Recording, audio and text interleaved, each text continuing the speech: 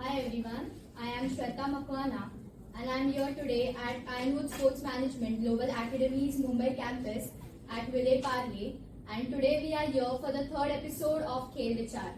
We have experts from Kabaddi domain today to speak on the topic of Kabaddi. Our first panelist is Mrs. Chhaya Desai Pawar, ex-banker and champion athlete. First and probably the only player to be the captain of Maharashtra State Junior Team under 14 and later captain of the senior team Open National. Mrs. Chhaya represented Maharashtra State for consecutive 8 years from 1981 to 1988. Mrs. Chhaya played in Open National Tournament, Federation Cup Tournament, National Cup and Mini Olympics Tournament. Mrs. Chhaya was felicitated with the highest state award for sports, Shiv Chhatrapati Award 1984 to 1985 by Maharashtra government.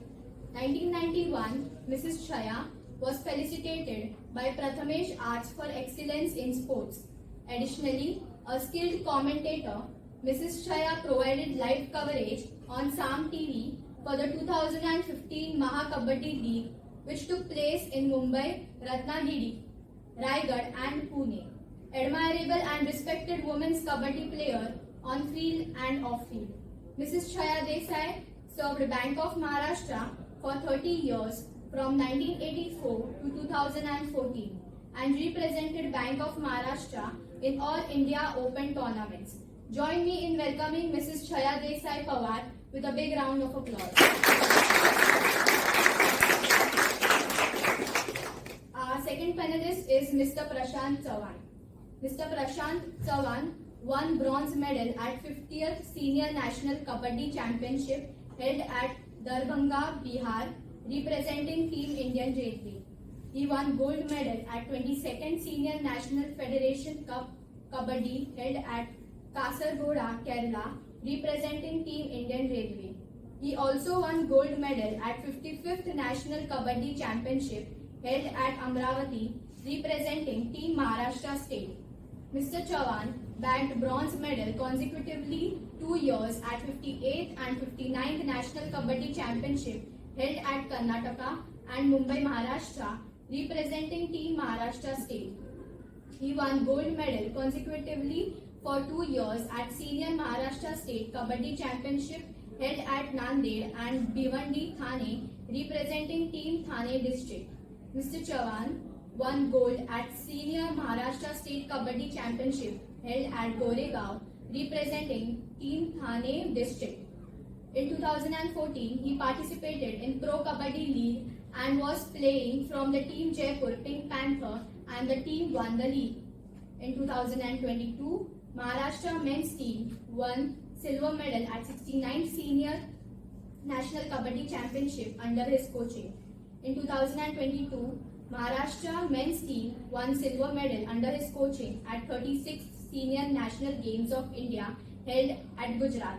Join me in welcoming Mr. Prashant Chavan with a big round of applause. Today we also have Mr. Dilip Pinge, who is going to moderate the discussion. Dilip Pinge has worked with Air India as a sports administrator for 37 years. He retired from Air India as a Deputy General Manager Sports and Secretary Air India Sports Promotion Board in 2014. After retirement, he worked with Aditya Birla as a Director of Cricket Academy for 3 years. He was also the Joint Secretary of All India Public Sector Sports Promotion Board and Subcommittee member of Mumbai Cricket Association. He is currently working with Ironwood as an advisor sports. Join me in welcoming Mr. Dilip Pinge with a big round of applause. I now would like to request Mr. Dilip Pinge to start the discussion. Thank you. आप तो Mumbai born and brought up Mumbai, पर मुंबई में कौन सी place? Which place? I'm from Ghatkopar. Ghatkopar. School? School is from Ghatkopar, Bandanagar only. Multipurpose Technical High School. शिक्षण संस्थेचे multipurpose technical high school. तो वो school से कबड्डी आपने उधर स्कूल से स्टार्ट किया? एक्चुअली मैंने लंगड़ी खेल से मेरी स्पोर्ट्स की शुरुआत की एट द एज ऑफ 10। तो स्कूल में जब ये सब मेरे घर के सामने ही स्कूल था, तो शाम को हम लोग सब स्कूल के ग्राउंड में खेलने जाते थे। तो 10 साल की उम्र में कबड्डी लंगड़ी से शुरुआत हो गई, और वो ग्राउंड में खो खो, एथलेटिक्स, कबड्डी सब चलता था। तो रेस्ट टाइम जो मिलता था, तभी जो बाकी के खिलाड़ियों को खेलते और देखते, तो कबड्डी तभी मैंने पहली बार देखा, और तभी से मुझे वो गेम की रुचि आ गई। तो कबड्डी के साथ मीन्स दूसरे गेम्स उसमें भी आपने इंटरेस्ट लिया था? हाँ, लाइक लंगड़ी आप बोल रहे हैं, खो लंगड़ी, खो बोल रहे हैं। एथलेटिक्स, खो खो। लंगड़ी के बाद मेरे जो पीटी सर थे, फिजिकल ट्रेनर सर, जो स्कूल में होते थे, इनको गवर्नमेंट अपॉइंटेड सर टीचर, तो उन्होंने रिकमेंड किया कि I was very Swift and being athlete. उन्होंने बोला कि आप खो खो खेलिए, तो क्योंकि उसमें लॉजिंग का बहुत महत्व होता है, तो you will be succeed in that game, तो आप खो खो खेलिए। बट कबड्डी गेम देख के I feel that is a very challenging game, so मैंने बोला मुझे खो खो नहीं, मुझे कबड्डी खेलना है। अभी डिस्कशन में मैं बाद में वो किस्सा भी बताऊंगी कि पर कबड्डी वो टाइम पे कबड्डी कबड्डी करके बोलते थे या हुतू था? नहीं, कबड्डी था। तो आपके टाइम पे कबड्डी से शुरुआत हुई। बट लेकिन वो टाइम पे पेरेंट्स का ये कैसे था? क्योंकि नॉर्मली आपके टाइम पे वैसे देखेंगे तो विमेंस में कबड्डी वगैरह भी वो टाइम पे पॉपुलर थी।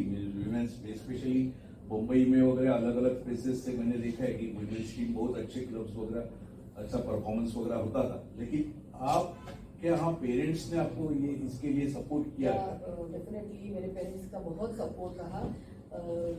आप जैसे बोलते हो कि कबड्डी के लिए उस जमाने में क्योंकि मीन्स नॉट ओनली 40-45 हाँ। इयर्स अगो, तो तभी थोड़ा कबड्डी के लिए एजुकेटेड फैमिली से या हायर मिडिल क्लास फैमिली से कोई अपने बच्चे वहाँ पे नहीं खेलने जाते थे, क्योंकि एक तो ये फिजिकल गेम है, इंजरी आ सकती है।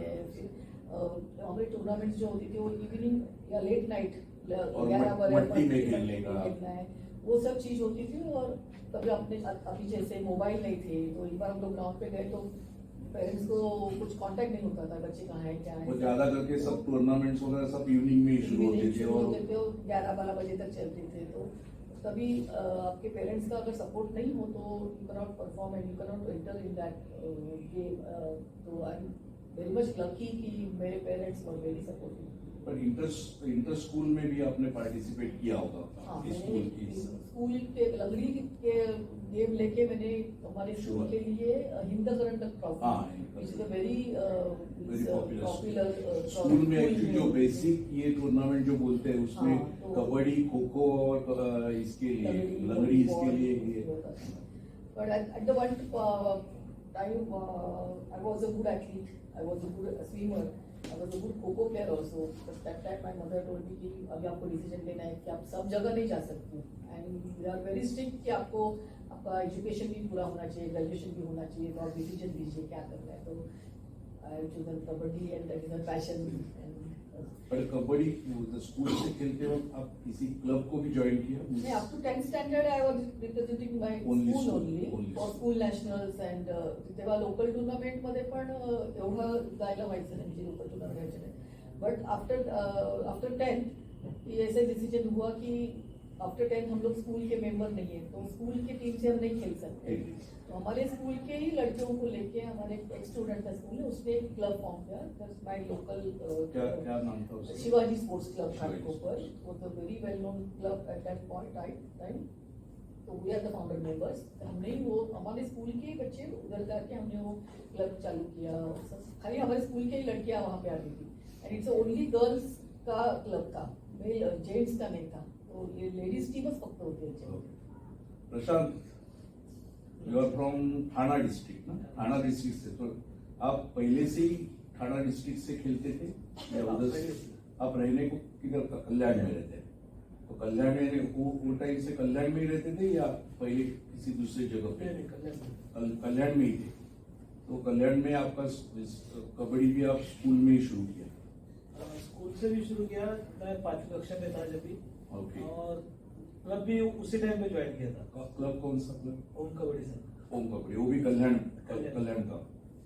क्योंकि नॉर्मली क्या होता है मीन्स मुंबई में, अब दोनों मुंबई के इसलिए मैं बोलता हूँ कि मुंबई में लालबाग, नायगांव, परल, ये जो वडाला वगैरह ये जो एरिया है ये कबड्डी के लिए माने जाते हैं। सब टूर्नामेंट्स भी, प्लेयर्स भी, रेगुलर प्रैक्टिस सेशंस वगैरह भी, वो सब कामगार मैदान वडाला उधर होते। लेकिन कल्याण, ठाणा, स्पेशली ठाणा वगैरह इसमें, then Raigad district, Ratnagiri district, ये सब डिस्ट्रिक्ट जो है, इवन सिंधुदुर्ग डिस्ट्रिक्ट, इसमें कबड्डी तो वैसे पॉपुलर है। और वेस्टर्न महाराष्ट्र यानी सांगली, सातारा वगैरह, तो कल्याण में ऐसे ही यही लेवल की कबड्डी वगैरह वो टाइम पे, आपके टाइम पे थी? हमारे टाइम पे वो वही जो अभी मैडम ने बताया कि ठाणा डिस्ट्रिक्ट में कल्याण को सबसे ज्यादा प्रिपरेशन था कबड्डी के लिए, क्योंकि सबसे ज्यादा प्लेयर कल्याण में ईस्ट और वेस्ट दोनों मिला के, तो अनिल करपे थे वो टाइम पे, हमारे क्लब के विलास काटकर थे जो इंडिया टीम के लिए सिलेक्ट भी हुए थे, लेकिन इंटरनल प्रॉब्लम की वजह से जा नहीं सके। तो बहुत अच्छा नाम था कबड्डी में। पर आपको वो टाइम पे ऐसा लगा कि जब आप स्कूल में, देन आपके क्लब से आप खेलना शुरू किया, तो आपको ऐसा लगा कि मैं एक सर्टन लेवल पे एज ए प्रोफेशनल प्लेयर करके मैं बन जाऊंगा, ऐसा कुछ लगा? क्या आपके माइंड में था कि मेरा तब तो नहीं था, 5वीं में ज्वाइन किया था, तब तो बहुत छोटे थे। हाँ यार, 5 साल तो ऐसे निकल गए, 10वीं तक खेल रहे, मजा मस्ती चालू था। लेकिन 10वीं के बाद धीरे धीरे मालूम होने लगा कि क्या है इसमें, कैसे आगे जाना है, क्या कर सकते हैं। तो उस हिसाब से तो मैं थोड़ा एक्टिव था, मतलब हाइट कम थी लेकिन बहुत एक्टिव था। तो हमारे कोच थे शशिकांत काटकर, जसपाल सिंह राठौर, तो उन्होंने एक एज ए डिफेंडर मुझे कि ये डिफेंड अच्छा कर सकता है, हाइट कम है तो ये किसी को भी अच्छी तरह से ब्लॉक कर सकता है। तो उन्होंने मुझे वो हिसाब से ट्रेनिंग देना शुरू कर दिया। फिर मुझे उन्होंने एक माइंड में डाला कि तेरे को डिफेंडर ही बनना है। तो पहले तो मैं वो एक ही माइंड में लेके चल रहा था, लेकिन बाद में धीरे धीरे रेडिंग का भी स्किल मैंने आप क्या रेडर या दो defender and raider raider both? लेकिन क्योंकि हमारा जो कबड्डी जो गेम है इसमें 7 प्लेयर्स होते हैं, तो 7 एक जब आपका आउट हो जाता है तो 7, 6, 5, 4 ऐसे मतलब, तो हर एक प्लेयर को दोनों चीज आना चाहिए।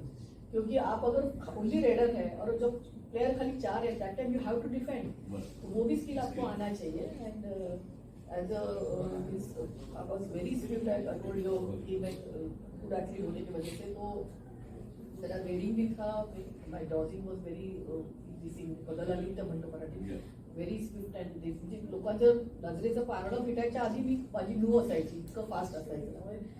अँड दोन्ही बट वो टाइम पे आपको स्कूल के लेवल में आपके ऐसे कोच कौन थे, प्रोमिनेंट कोच या जो जिन्होंने आपका टैलेंट ये करके डिसाइड किया कि भाई इनके पास टैलेंट है, इनको हम लोग सपोर्ट कर सकते हैं, सपोर्ट करना चाहिए? आपको अच्छा गुरु मिलना ये बहुत बड़ी बात होती है, और आपको जो गुरु ही आपको आगे लेके जा सकता है, हर क्षेत्र में वो सही है।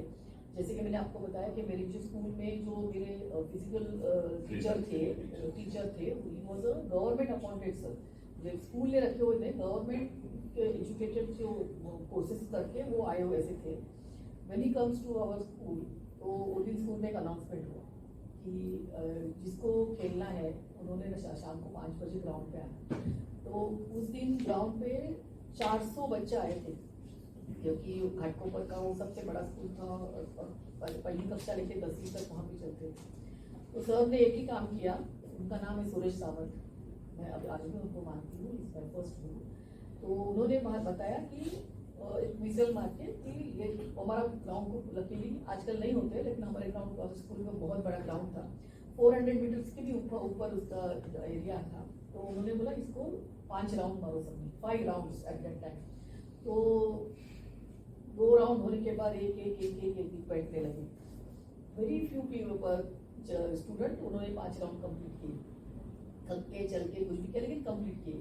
तो जो कंप्लीट कर किए हुए बच्चे थे उनको उन्होंने बोला कि आप कल आना, जो बैठे थे उनको बोला आप जाओ घर में, ऐसा करके। और he was the first guru. Later on our ex student of that school mister Arjun Nagvekar, तो ते हमारा शाळेत पण सिखाने आते थे स्कूल में भी। फिर जब हमारा क्लब हुआ तो क्लब के वही थे, फिर आगे वो सर में आते थे।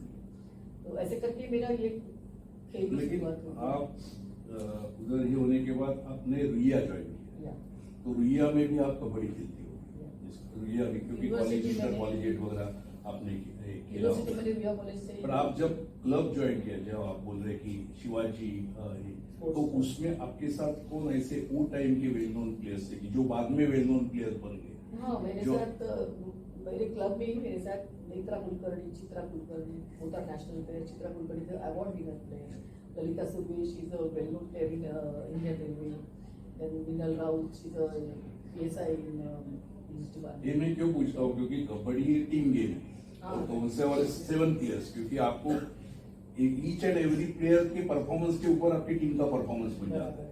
तो एक या दो प्लेयर्स अच्छे होने से कुछ नहीं होता है। तो इसके लिए मैं पूछ रहा हूँ It's a कि team टीम work, के- it's a team हाँ, work. तो उसके साथ आप और बाद में आपको रुइया में आप खुद हो गई या उधर कबड्डी है करके आप गए? नहीं, एक्चुअली मुझे कबड्डी उधर रुइया में एक्चुअली स्पोर्ट्स को तो अच्छा बैकग्राउंड है वहाँ पे, इसलिए मैंने रुइया कॉलेज से क्योंकि किया। रुइया एक्चुअली एजुकेशन में भी Education रुइया का में नाम है, अच्छा बट है। आपने स्पेशली जब आपने सोचा होगा कि उधर कबड्डी है, क्योंकि सब कॉलेज में कबड्डी होती है ऐसे नहीं है, या टीम लेवल होती है, तो आप रुइया वो टाइम पे ज्वाइन? हाँ, मैंने स्पोर्ट्स में रुइया का नाम अच्छा था और they are very cooperative with the sports person, तो मैंने रुइया में एडमिशन किया। I am arts graduate from Ruia. I was a good athlete from Ruya College. As madam told, 5 years I was a best athlete of the Ruya College, best sports person. पर उससे पहले आप जब school में थी, तो वो टाइम पे आपने जो जूनियर जो है प्रोफाइल आपका देखा, तो हाँ। उसमें आप जूनियर को रिप्रेजेंट किया आपने। जूनियर नेशनल्स में मैंने Nationals में किया at the age of 18, under 14. और आप कैप्टन भी थे। I was captain of Maharashtra team under 14. तो तभी भी स्कूल में भी हमारे एथलेटिक्स के बहुत ये चलते थे। मेरा ऐसा मानना है कि एथलेटिक्स में अगर आप अच्छे हो तो you can join any game, because वो जो स्किल जो एथलेटिक्स में आपको आता है, स्टैमिना आता है, आपका स्पीड आता है, all this things come under athletics. तो मैंने राष्ट्रीय दिल्ली से स्कूल लेवल के बच्चों के लिए तभी कुछ आया था कि अपने हर इसमें shot put throw, javelin throw, high jump, long jump, discus throw, javelin throw, इस सब में आपको जो एक सर्टन पॉइंट्स पे आप मतलब रेंज जाते हो ना, तो अपने दिल्ली का जो स्पोर्ट्स मिनिस्ट्री है वहाँ से आपको स्टार्स आती है, maximum is 3 star. I have won 3 stars that time. Prashant, वो बाद में आफ्टर स्कूल कौन से कॉलेज में कौन ये थे? तो स्कूल मैं कॉलेज में था, एक ही साल था कॉलेज में। कौन सा बिरला कॉलेज? कॉलेज, कौन सा? बिरला कॉलेज। ओ, बिरला कॉलेज। उधर कबड्डी? उधर कबड्डी थी, वहाँ से भी मैं स्कूल नेशनल हुआ था। हम्म। लेकिन बाद में मैं पढ़ाई नहीं किया ज़्यादा, क्योंकि ज़्यादा ध्यान मेरा खेल में था।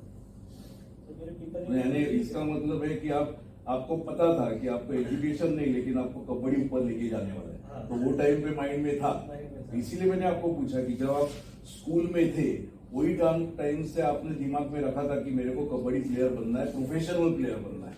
नहीं तो ये ऐसे डिसीजन ऐसे टाइम पे कोई नहीं ले सकता है। तो आपने वो डिसीजन लिया हो, आज प्रूव कर दिया आपने कि वो डिसीजन गलत नहीं था। गलत नहीं था। बट बाद में पिताजी ने पूछा मुझे कि क्या करना है तुझे, तो मैंने कॉलेज जाता नहीं था, ये तो पिताजी को मालूम था कि ये ऐसे ही जाता है। पर घर में वगैरह कोई खेलते थे स्पोर्ट्स मेरे वगैरह? पिताजी और मेरे चाचा दोनों अच्छे कबड्डी प्लेयर थे।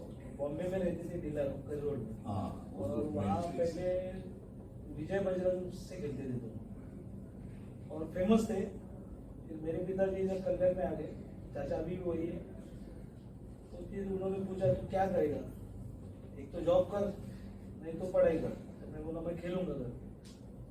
तो ठीक है, तो दूसरे दिन से उन्होंने मेरे को बताया क्या करना है। जैसे मैडम बोले कि एक अच्छा प्लेयर, अच्छा एथलीट होना चाहिए, तो सवेरे 5 बजे उठाते थे मेरे को, 10 बजे तक घर पे आना है, रनिंग करना है तेरे को, जिम करना है और बाद में घर पे आना है।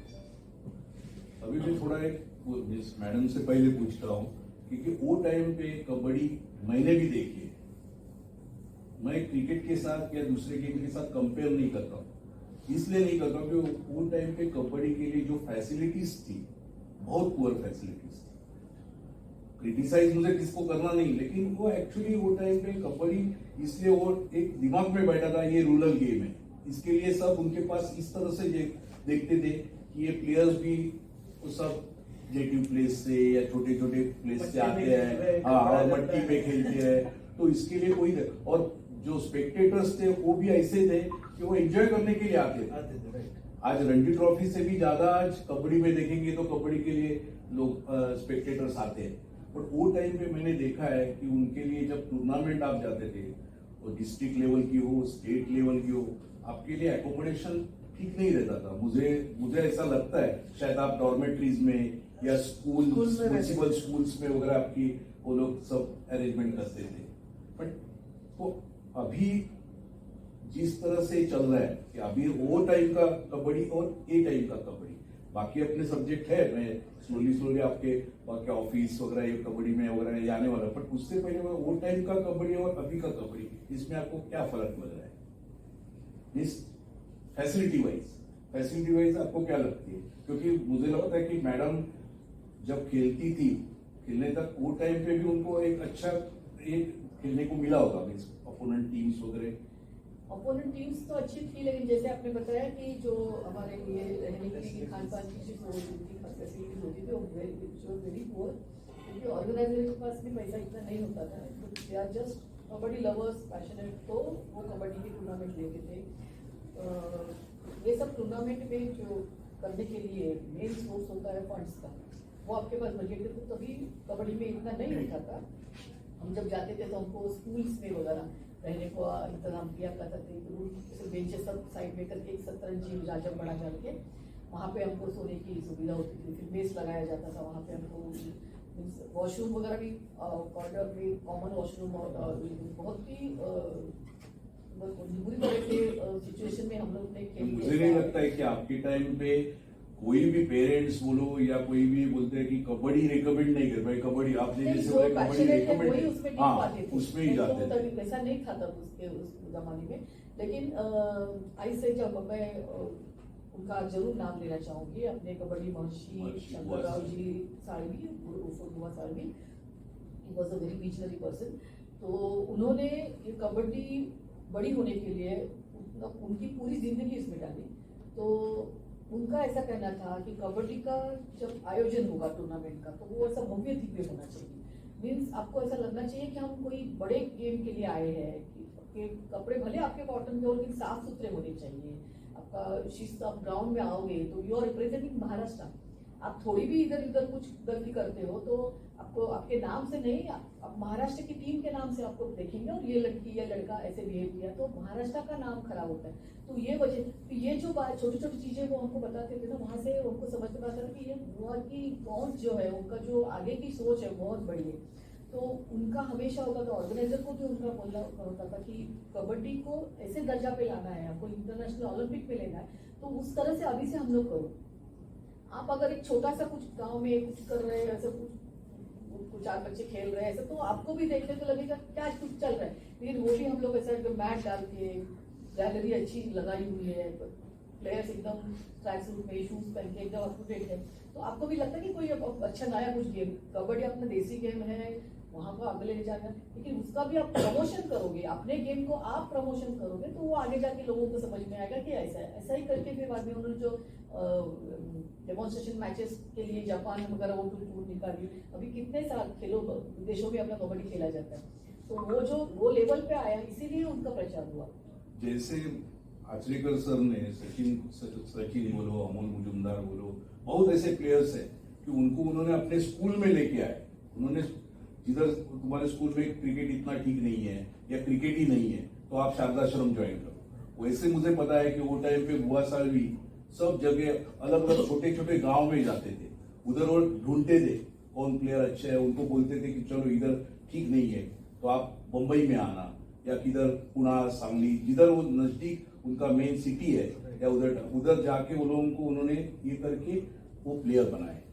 वो जो बुआ साळवी के बारे में मीन्स मैंने खुद देखा है, मैंने उनको जब मिला, इवन हमारे एयर इंडिया में जब हम लोग ने कबड्डी प्रमोट किया, वो टाइम पे बुआ का फोन आता था, नहीं तो बुआ बोलते थे चलो मुझे शिवाजी पार्क में आके मिलो।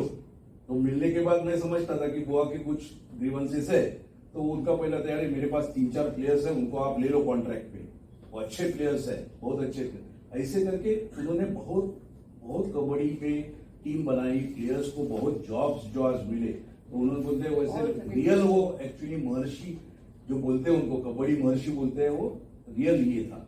बट आप इसे जब आपने रुइया कॉलेज ज्वाइन किया तो और उधर कबड्डी भी शुरू किया, और वो टाइम पे आप सीनियर टीम में भी शायद, बट उससे पहले आप यूनिवर्सिटी को भी हाँ, मैंने मुंबई 11-12 भी मैंने रुइया कॉलेज में ही किया और ग्रेजुएशन भी पूरा, मैं 5 साल में पूरा रुइया कॉलेज में थी। तो 11-12 मैंने रुइया कॉलेज से स्कूल नेशनल खेला, और उसके बाद 3 साल यूनिवर्सिटी मुंबई यूनिवर्सिटी में रुइया कॉलेज से रिप्रेजेंट किया। तो रुइया कॉलेज में भी बहुत अच्छा सपोर्ट होता था गेम के लिए। हमारे स्पोर्ट्स के जो इंचार्ज थे वो आर शाहू राजा करके, he was professor of economics, but he is very friendly and very kind with the players. Ruia college में आपको तो पता है तभी के 80-85 की वजह से एडमिशन नहीं होता था, लेकिन स्पोर्ट्समैन के लिए डिस्काउंट उनको कंसेशन होता था और उनको एडमिशन दिया जाता था। तो रुइया कॉलेज का रूल था कि 90% आपका अटेंडेंस होना चाहिए, नहीं तो आपको ब्लैक लिस्ट में आता है। और वो नोटिस बोर्ड पे लगाते थे ऑफिस के बाहर, फिर सबको समझता था हाँ चलो ये ब्लैक लिस्ट पे ये। लेकिन मैं स्पोर्ट्स की वजह से, टूर्नामेंट की वजह से, वो सब टाइम मैं टूर पे ही होती थी, तो मेरा लेक्चर्स इतने अटेंड नहीं होते थे, लेकिन कभी भी मेरा ब्लैक लिस्ट में नाम नहीं आया। तो ये जो इतने सपोर्टिव थे इसलिए वो टाइम पे आपको एक से आपके दिमाग में आया कि मैं अभी कॉलेज कर रही हूँ, इंटर यूनिवर्सिटी को भी ये किया, देन बाकी सब इतना बैकग्राउंड, एक आप एथलीट तो थी, बट आपका जो एक्चुअल देखेंगे तो करियर एक कबड्डी में डेवलप हो गया। तो वो टाइम पे आपके दिमाग में आया कि अपने एजुकेशनल क्वालिफिकेशन में मेरे को जॉब मिलना है या कबड्डी में मेरे को जॉब भी करना है? नहीं, एक्चुअली मुझे जॉब करना है या मुझे जॉब आगे जाकर मैं जॉब के लिए क्या करूँ, ये सोचने के पहले ही मुझे जॉब लगा। That time I was 17 years old। तो bank of Maharashtra contacted me कि आपकी फाइल हमारे पास दीजिए, हम आपको बैंक में देंगे। लेकिन हमारा हेड ऑफिस लोकमंगल में पुणे में है, तो मेरी फाइल वहाँ पे गई। तो that time I was in 12th standard something. तो उन्होंने बताया कि Chhaya Desai she is under 17, under 18। तो वो जब 18 years की पूरी होगी तो we definitely will join our organisation. तो जब मैं FY BA में थी तभी मुझे बैंक ऑफ महाराष्ट्र में जॉब हुआ, मेरा होने के बाद। तो इसलिए मुझे एक था कि मुझे बैंक ऑफ महाराष्ट्र में ही जॉब करना था। उसकी एक वजह बताती हूँ, क्योंकि that time bank of Maharashtra में all players are award winners and national players. हमारी वंडरफुल टीम। मुझे लगता है चित्रा नाबर, वो भी बैंक ऑफ महाराष्ट्र से है, but she was retired that time. Yes. मेरे इसमें ग्रेटा डिसोजा, आशा गायकवाड़, देन मनीषा कुंडारकर, ये सब लोग, मोनिका नाथ, ये सब हमारे वो हमारे साथ even Chhaya Bandodkar, but she was retired that time, not on the field. तो इसलिए मुझे बैंक ऑफ महाराष्ट्र में जॉब करना था। दैट टाइम वेस्टर्न रेलवे की टीम थी, BMC की टीम थी, लेकिन मुझे बैंक में जाना था और उनको ही मुझे लगता है बैंक माया आखिरी BMC और बाद में इसमें इनकम टैक्स की वगैरह थी नहीं, इनकम टैक्स की टीम थी, लेकिन इसमें ये 3 ही टीम और थी। बैंक में सिर्फ बैंक ऑफ महाराष्ट्र या दूसरे बैंक वगैरह नहीं, ओनली बैंक ऑफ महाराष्ट्र। तो bank of Maharashtra, railway, BMC, ये 3 मेन कॉर्पोरेट में, ये 3 मेन टीम्स। आपको क्या प्रशांत, आप जब आपका क्लब लेवल ये वगैरह शुरू हो गया, क्लब में आप खेलना शुरू किया, कौन से आप विजय बजरंग, आप इधर कौन से खेलते थे? कल्याण होम कबड्डी से एक। बट बाद में आप ज्यादा करके आपको प्रोफेशनल लेवल में जाना है या उधर करना है, एक्सपोजर ये करना है, तो आपको ये साइड में आना पड़ा। कल्याण में अगर आप खेलते थे उधर टूर्नामेंट, बाद में ठाणा डिस्ट्रिक्ट से भी आपने रिप्रेजेंट किया होगा, बट जो आगे आने का होगा लोगों के सामने या प्लेयर्स के सामने ये करना है, तो आपको ये साइड में आना जरूरी था, बाहर निकलना है। हाँ। तो वो टाइम आप इधर जब आए, ये प्रशांत चौहान लोगों के इसमें या कबड्डी सर्कल में फेमस कब हो गया? इस कौन सा आपका एक ऐसा है कि एक प्रोफेशनल प्लेयर करके आपके पास देखने के लिए आपका तो टैलेंट आपने दिखाया होगा ना, तो आपको क्या लगता है? में आने के लिए पहले मुझे इधर आना पड़ा खेलने के लिए। हाँ, ये बात जो आना पड़ा मुंबई जिमखाना में टूर्नामेंट था स्टेट लेवल क्लब का, तो मैं क्लब लेके पार्टिसिपेट किया था। तो जब बॉम्बे में टूर्नामेंट रहता है तो सारे कंपनीज के बड़े बड़े प्लेयर्स उधर देखने को रहते थे कि नया कौन खेल रहा है। तो तभी हमारा मैच था ब्रह्मा विष्णु महेश के साथ, प्रसाद नारकर, वो भी शायद bank of India, James Pereira, James Pereira. Bank of Maharashtra. तो उनके साथ हमारा बहुत टाइट मैच हुआ और उसमें मैं खेल रहा था। सब मेरे लेवल के प्लेयर थे और वो सब हाइटेड थे, तो उनके साथ हम 1-2 पॉइंट से हारे। तो बाहर ही मैच देखते हुए हम देखने के लिए अपने जीवन पेलकर सर, एयर इंडिया के अरुण सावंत सर, विजय गाड़ीवकर, शशिकांत राउत सब बैठे थे। मैच होने के बाद मुझे बुला के गया कि तू क्या करता है, तो बोला मैं कुछ नहीं करता हूँ, सिर्फ खेलता हूँ बोला।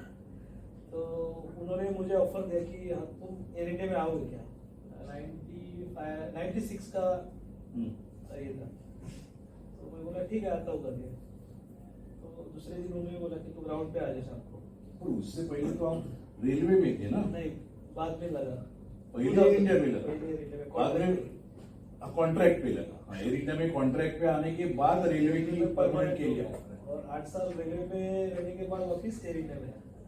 क्योंकि वो टाइम पे मुझे पता है इवन वुमेन्स क्रिकेट वगैरह कौन से भी, इवन हॉकी वगैरह, ये जो गेम है ना, इसमें किसी भी प्लेयर को पहले जो एयर इंडिया वगैरह जो ऐसी कंपनीज है वो कॉन्ट्रैक्ट में ऑफर करते थे और उनको एक एक्सपोजर मिला या वो लाइमलाइट में आने के बाद रेलवे इमीडिएटली उनको खींच के परमानेंट जॉब देते थे। ये 2 टीम इतनी बड़ी थी एयर इंडिया और महिंद्रा कि कॉन्ट्रैक्ट में प्लेयर जाते थे 1-2 साल के लिए, और एयर इंडिया अपना railway, western railway, central railway नहीं तो मुंबई पुलिस, ये उनको अपने इधर नहीं, क्योंकि ऐसे वो टाइम पे चाहे आप बोलते थे, प्लेयर्स ही बोलते थे कि हम लोग जब महिंद्रस को या कबड्डी, स्पेशली कबड्डी प्लेयर्स महिंद्रस या एयर इंडिया को खेलने के बाद जब उनको इंटरव्यू के लिए बुलाया जाता था ना रेलवे में, तो बोलते थे आप कौन से महिंद्रा, तो बोलते थे और पूछने की जरूरत नहीं, आप लोग ऑफर लेटर दे रहे हैं। मीन्स इतना वो लोगों को एक मालूम था कि ये जो कंपनीज है जो प्लेयर्स को कॉन्ट्रैक्ट पे लेते हैं उनको बराबर उनका सिलेक्शन, प्रॉपर सिलेक्शन होता था।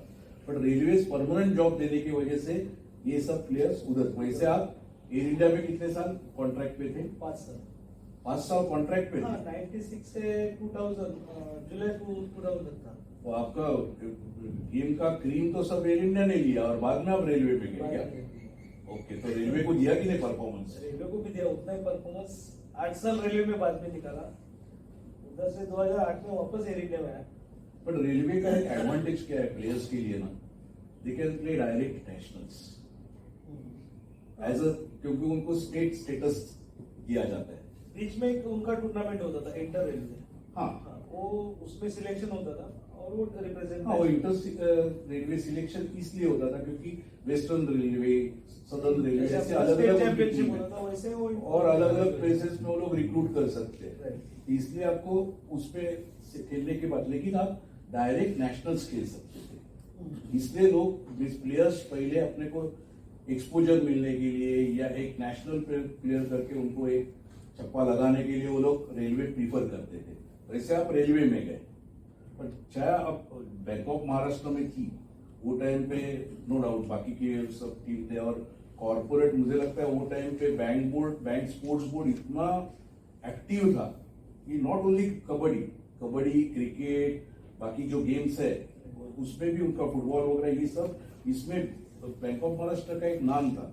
इवन इंटर बैंक टूर्नामेंट होती थी वो टाइम पे, और वो टाइम पे मुझे लगता है जया शेट्टी जरा बाद में, बट जया शेट्टी ने बहुत इनिशिएटिव लिया था बैंक ऑफ महाराष्ट्र में, बाद में उन्होंने भी लिया था। और वो टाइम पे जो बैंक ऑफ महाराष्ट्र के जो ऊपर के डायरेक्टर्स वगैरह थे ना, उनको भी स्पोर्ट्स में बहुत रुचि थी, मीन्स उन्होंने बहुत सारे बैंक के कबड्डी के टीम्स भी थे तभी। और ज्यादा करके पुणे और मुंबई के वगैरह ये जो प्लेसेस के प्लेयर्स है ना, वो बैंक ऑफ महाराष्ट्र प्रीफर करते थे कि उनके उधर के ही थे ना, और ब्रांचेस में कौन से भी ब्रांचेस में वो ज्वाइन होते थे। इवन शांताराम जादव मुझे लगता है बैंक ऑफ महाराष्ट्र का, तो ऐसे प्लेयर्स है वो।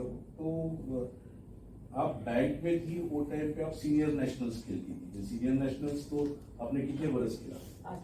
8 बरस सीनियर नेशनल्स खेलना, इट्स नॉट अ जोक। और वो जैसे उन्होंने बोला कि एथलेट होगा तो ही फिटनेस होता है, और फिटनेस होगा तो ही आप कबड्डी इतने लेवल और इतने साल खेल सकते हैं। पर ये खेलते वक्त आपको ऐसा कौन से ऐसे पर्टिकुलर टूर्नामेंट या ऐसे आपके माइंड में मालूम है कि वो आपकी इनिशिएटिव से या आपके गेम की वजह से आपने जीत की है, सीनियर नेशनल्स हो या कौन से टूर्नामेंट में, ऐसा कुछ याद है? एक महाड़ में ऑल इंडिया लेवल टूर्नामेंट थी, अजीत फाइटर्स ने ऑर्गेनाइज किया था।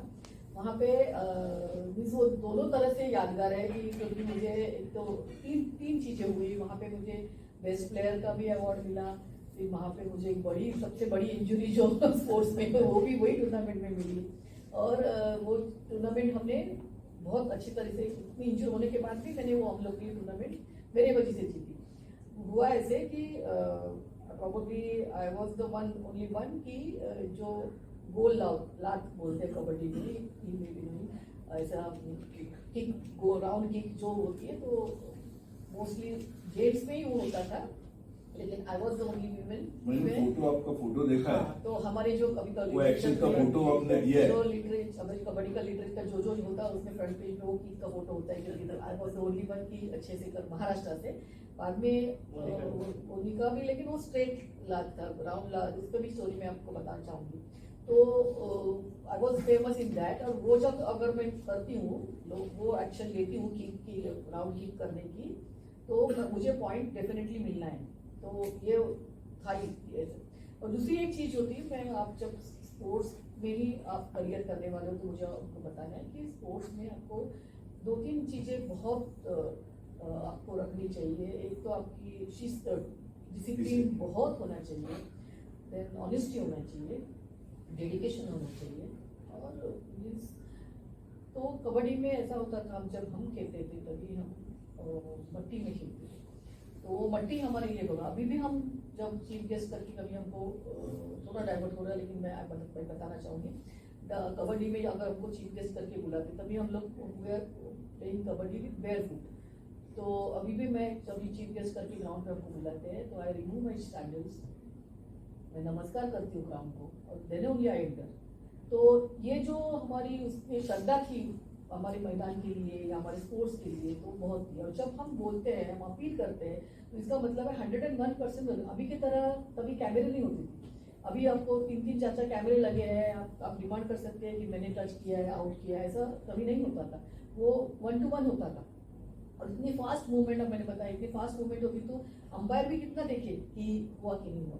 तो वो जो मैंने अजीत फाइटर की टूर्नामेंट बताई आपको, तो वो टूर्नामेंट में तभी मैं बैंक में ऑलरेडी जॉब कर रही थी, प्रोबेशन पीरियड पे थी, but I represented that tournament on behalf of my club. तो मैं और नेत्रा कुलकर्णी करके हम लोग दोनों बैंक में थे। तो हमने सैटरडे था, हाफ डे बैंक होने के बाद रात को एसटी पकड़ा, जो चेंबूर से छूटती है, वो एसटी पकड़ के हम लोग महाड़ गए। महाड़ पहुंचने के बाद तुरंत हमने चेंज करके हम लोग ग्राउंड पे गए मैच खेलने, क्योंकि मेरा क्लब था, मेरा क्लब को मुझे जिताना, ये जो जिद्द थी ना। तो वो मैच खेली, सेकेंड डे मॉर्निंग को एक मैच खेली, फिर सेमीफाइनल की मैच और थाना की एक क्लब से हुई थी। तो मैंने वो लड़की को जब मैंने रेड डाली तो उसको मैंने आउट किया और मैंने अपील किया। तो इतना फास्ट मूवमेंट था, तो अंपायर के भी ध्यान में नहीं आया। तो मैंने अपील किया, आई वॉज 100% श्योर। तो वो लड़की ने नहीं किया, तो अंपायर ने भी वो दिया नहीं थे। तो मेरा ईगो इतना हर्ट हुआ, शायद ऐसा ही अपीलिंग और मैं टेलिंग कि मैंने मारा है, तो 101% मैंने मारा है। और मीन्स ये हमारा कबड्डी का लोकल वर्ड है कि मैंने अटेम्प्ट किया, मैंने मारा है। तो दैट गर्ल शुड ऑनेस्टली से हाथ पर हमारी ऐसी ये थी कि हमको अगर आउट किया, हम अंपायर विसल बजाने के पहले हम हाथ ऊपर करके यस आई एम आउट। तो ये जो आपका है ना, वो नेचुरल आपका आना चाहिए, वो आपको ज्यादा आगे लेके जाता है। उसने तो दिया नहीं, वो पॉइंट उसने नहीं बताया, लड़की ने माना नहीं, अंपायर का भी ध्यान से गया कि नहीं हुआ था, तो दिया नहीं। तो मेरा बहुत ईगो हर्ट हुआ। एंड आपको भी पता होगा स्पोर्ट्समैन बहुत इगोइस्ट होते हैं, और वो होना ही चाहिए, वो होना ही चाहिए, अदरवाइज आप एग्रेसिवली खेल ही नहीं सकते हो। तो मेरा टेम्पर गया। फिर वो आने के बाद तो सबको सब चमचा छाया, अभी हाइपर हो गई, नहीं सुने कि नहीं किसी को, तो सबसे ने छाया जाओगे। उसकी वो कोर्ट से आके उन्होंने एक ब्रेक डाल के वापस गई। मैंने सबको रोका, मैं जाऊंगी, क्योंकि एक्चुअली हम लोग अल्टरनेट डालते थे, क्योंकि थोड़ा स्टैमिना मिले, दम टाइम मिले ब्रीदिंग के लिए, थोड़ा एनर्जी आए, फिर जाए वापस। क्योंकि मैं रेड और डिफेंड दोनों करती थी, लेफ्ट कवर में होल्ड करती थी। तो मैंने बोला नहीं कोई नहीं, मैं ही जाऊंगी। तो again I went for the red. मैंने जाके मेरा जो स्ट्रॉन्ग पॉइंट है, जो किक मारने का, मैंने किक मारा। That girl was 5.5 feet heighted. मेरी किक उसके मुंह पे लगी, इतनी फोर्सफुली थी कि वो किक से वो नीचे गिरी। और फिर मेरा हमारा जो सेंटर लाइन होती वहां तक मैं आई। फिर मैंने उसको पूछा अभी बोल, मीन्स मेरा वो जो कबड्डी हमारा जो दौर चालू ही था, मैंने खाली एक्शन से उसको पूछा कि बोल मारा है कि नहीं मारा है। तो इतना मारा था, पब्लिक ने भी देखा और खुद वो गिरी थी और वो पॉइंट हमको मिला। उसके बाद हम फोर्स में हो गए, मैच जीते, मुझे बेस्ट प्लेयर करके मुझे साइकिल मिली, वो सब हम लोग ने जीत लिया। लेकिन दैट टाइम मैंने जो उसको किक मारा उसके मुंह पे लगी तो उसका दांत मुझे लगा मेरे पैर को, and it was a serious injury for me. लेकिन ठीक है, मुझे वो शांति हो गई कि मैंने उसको जाके दूसरी रेड पे ही उसको आउट करके उसको बताया कि आपके दोनों के वैसे देखेंगे तो आइडॉल कौन है? जैसे बोलते हैं ना क्रिकेट में सचिन तेंदुलकर, विराट कोहली, ये प्लेयर्स के आजकल का ये है मेरे आइडॉल। तो वैसे कबड्डी में आपके आइडॉल कौन थे? मेरे फ्रॉम द बिगिनिंग, जब मैं छोटी थी तो तभी से मुझे मेरा आइडॉल है स्पोर्ट्स का Shantaram Jadhav. He is Arjun award winner, is x banker bank of Maharashtra के, और officer in bank of Maharashtra from Pune. उनको मेरे बहुत सारे ऐसे इंटरव्यू होते थे, भी पूछा जाइए क्वेश्चन हमको पूछा जाता था। तो वो मेरे आइडॉल क्यों है? क्योंकि शांताराम जाधव, उनका अगर आप तो गूगल का जमाना है, आप गूगल कर सकते हो, तो उनकी रेड जो होती थी ना, तो हर बार उनकी रेड अलग होती थी। मीन्स वो सामने वाला को देख के उसका अभ्यास करके फिर वो रेड डालते थे। और सॉरी अच्छा, तुझे कोण? माझं सुरुवातीला एक इंटरव्ह्यू घेतला होता की जेव्हा स्कूल नॅशनल घेऊन आलो 95 ला, आणि तेव्हा मी मॅचेस बघायला इकडे यायचो, कल्याणवरून एकटाच यायचो, कोणी बरोबर नाही यायचं। 16-17 वर्षाचं मुंबईला वडाळ्याला जास्त खूप मॅचेस व्हायच्या भारतीय खेळाडू। तर महाराष्ट्रामधले दिग्गज खेळाडू त्यावेळेस सुनील जाधव, रामचंद्र जाधव, महेंद्रजी, आरसीएफ। पण इकडून अशोक शिंदे, राजूभाऊ साल, गणेश शेट्टी यांना मी जेव्हा खेळताना बघायचो त्या टीम एक, आणि आपल्या एरियात पप्पू सोनवणे पण होता त्यावेळेस। सोनवणे करके था। तर मी ह्या खेळाडूंना बघायचो तेव्हा मी म्हणजे त्या इंटरव्ह्यूमध्ये मी सांगितले की मला माझे आयडॉल म्हणजे आहेत की मला ह्या खेळाडूंसारखंच बनायचं, अशोक शिंदे, राजूभाऊ साल, गणेश शेट्टी। तो ये आपके आइडॉल थे। तो शांताराम की बात शांताराम जाधव सरांचा गेम नहीं बघितला ना, मैडम ने बघितला मैंने गेम देखा और वो टाइम पे एक्चुअली मेरा बैकग्राउंड क्रिकेट का होने के बाद भी कबड्डी में मेरे एक जिनको एक जो रिस्पेक्ट ये करके हम लोग देखते हैं ना, मुझे कभी लाइफ में मैंने सोचा नहीं था कि एयर इंडिया में कबड्डी में स्पोर्ट्स इतना पॉपुलर होने के बाद मुझे शांताराम जाधव को पर्सनली मैं मिल सकता हूँ, उनके साथ मैं खाना खा सकता हूँ, ये मैं सोचा भी नहीं था। पर नजदीक से मैं जब मिला, वैसे मैडम जो बोल रही है तो एक as a person, as a player, no doubt. तो आप उसके बारे में बोल सकते हैं। मैंने तो उनके साथ खेली भी, मीन्स सेम लेवल पे और सेम ईयर में हम लोग महाराष्ट्र की टीम में थे, वो जेंट्स में मिलिट्री में ऐसे थे। तो शांताराम की खासियत ये थी कि वो हर रेड उसकी वो अलग ढंग से होती थी, हर रेड ऐसा रिपीटेशन नहीं होता था उसके रेड में। लेकिन फिर वो जो डिफेंडर है, डिफेंड वाली टीम है, वो सोचते थे कि अभी अगली बार शांताराम आएंगे तो हम लोग आइडिया स्ट्रैटेजी लगाएंगे और उनको इस तरह से कैच करेंगे। लेकिन वो नेक्स्ट रेड वो अलग से ही डाल के आते थे, उनकी स्ट्रैटेजी कुछ भी नहीं चलती थी। और वो तो ये जो चीज वो इस्तेमाल करते तो आई लाइक दैट पॉइंट। और मेरी भी ऐसे ही मेरा ये कहना है कि कबड्डी ये गेम वो शक्ति का नहीं है, वो युक्ति का है। पर वैसे लेडीज में, मैंने विमेंस में कबड्डी में कौन ऐसी थी कि जो लोग मीन्स या स्पेक्टेटर्स या कबड्डी जो चाहते वाले वो देखने के लिए आते थे?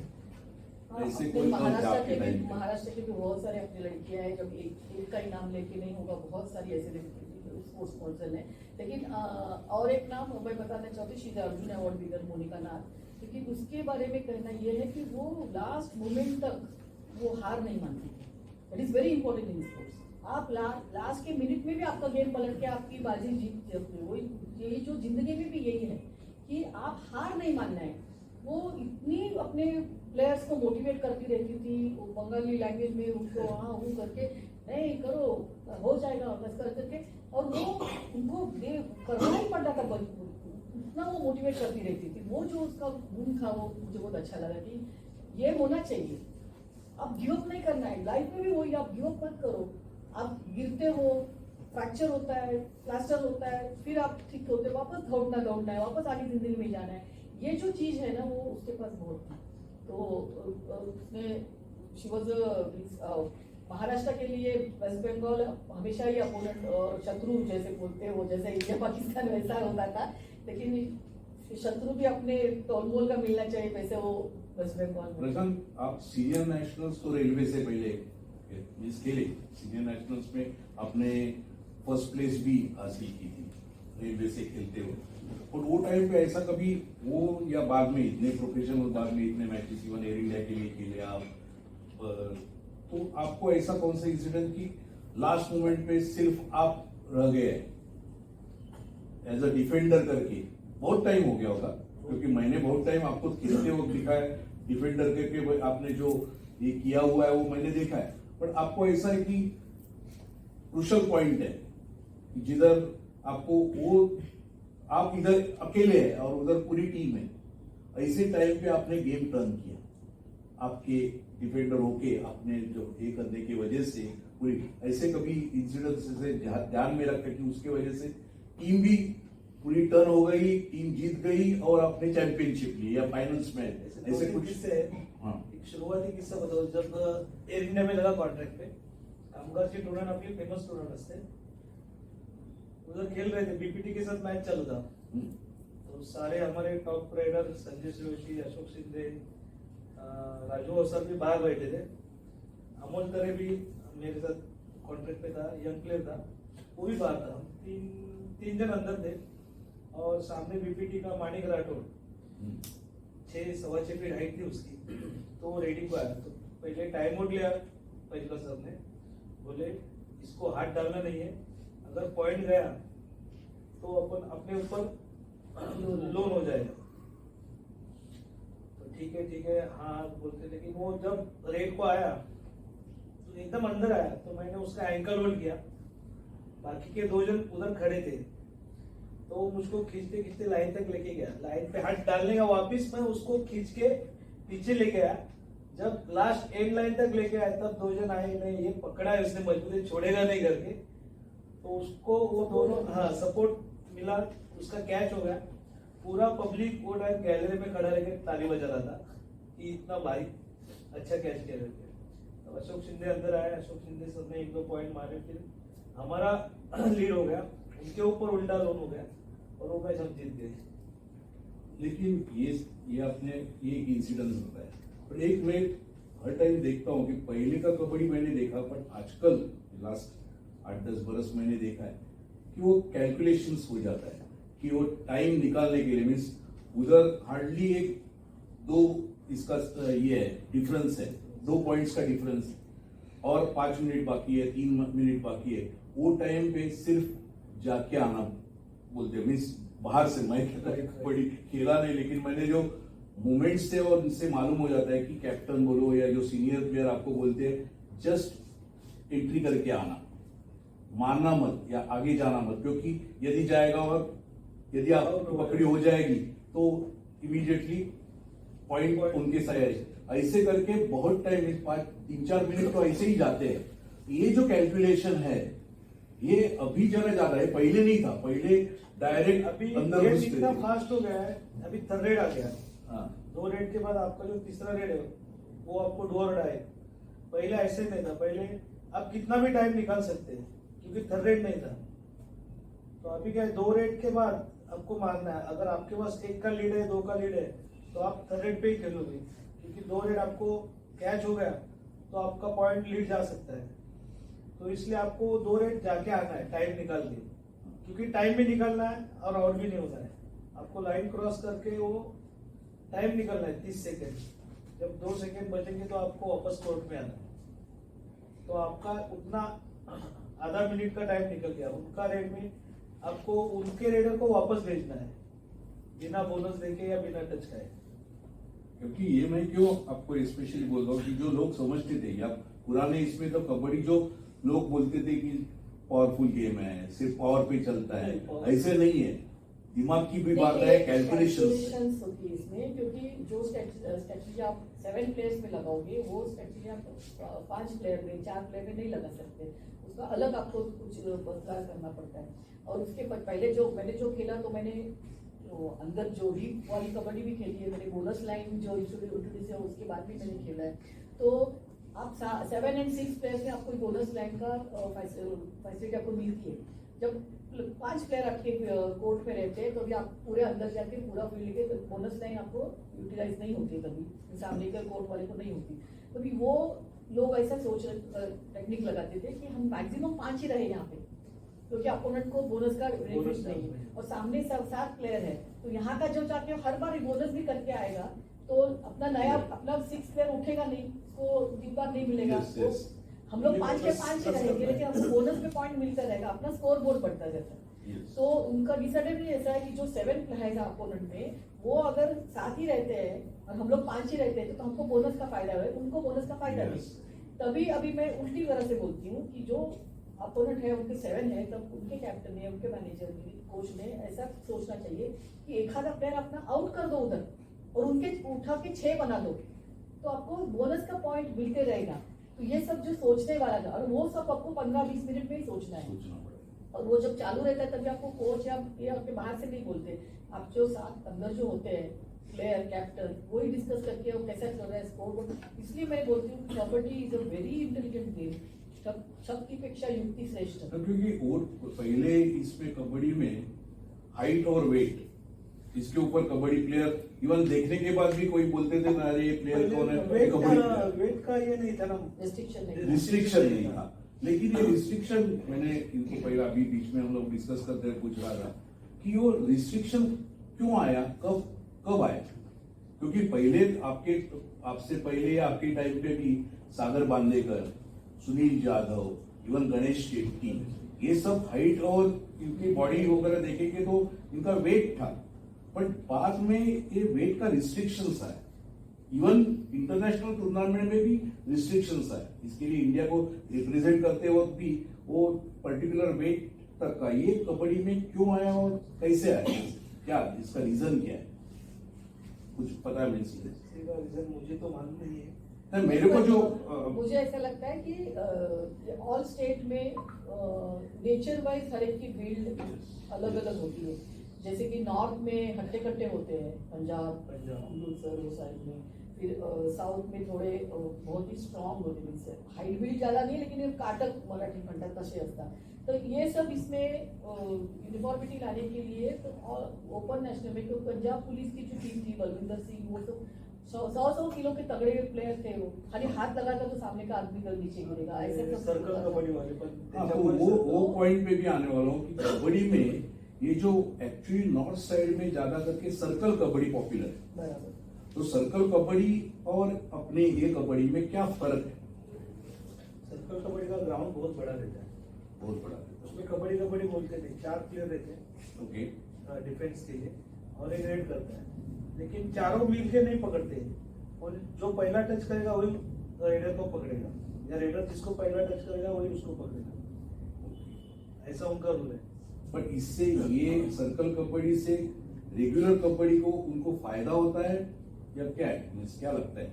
ऐसे ये जो प्लेयर्स हो सर्कल कबड्डी के भी प्लेयर्स आज आप प्रो कबड्डी में होंगे? नहीं, सर्कल लेकिन अभी सर्कल कबड्डी में इतना ये light weight player circle kabaddi में कुछ काम का ही नहीं, उसका कम से वो सिर्फ नॉर्थ में ही पॉपुलर हो गया, मुझे नहीं लगता है ये साइड में किधर भी वो पॉपुलर जैसे हो बाद में जाके साउथ में बीच कबड्डी भी चालू हुआ था, वो ओके। बीच कबड्डी भी खेला जाता है। सर्कल कबड्डी में थप्पड़ मारना एक दूसरे को, ये होता है, ओके, कैंची मारना, इंजरी चोट ज्यादा 1 to 1 है, not 1 to 1 है, आप मार सकते हैं सामने वाले को, सामने वाला आपको मार सकता है। और ये अपने कबड्डी में ये मारामारी नहीं है, या ब्लॉक करो, चेन मारो, उठाओ। तो आपके हिसाब से देखेंगे तो ऐसे नॉट नेसेसरी, क्योंकि प्रशांत चौहान एक एग्जाम्पल है कि नॉट नेसेसरी आपको हाइट ही चाहिए।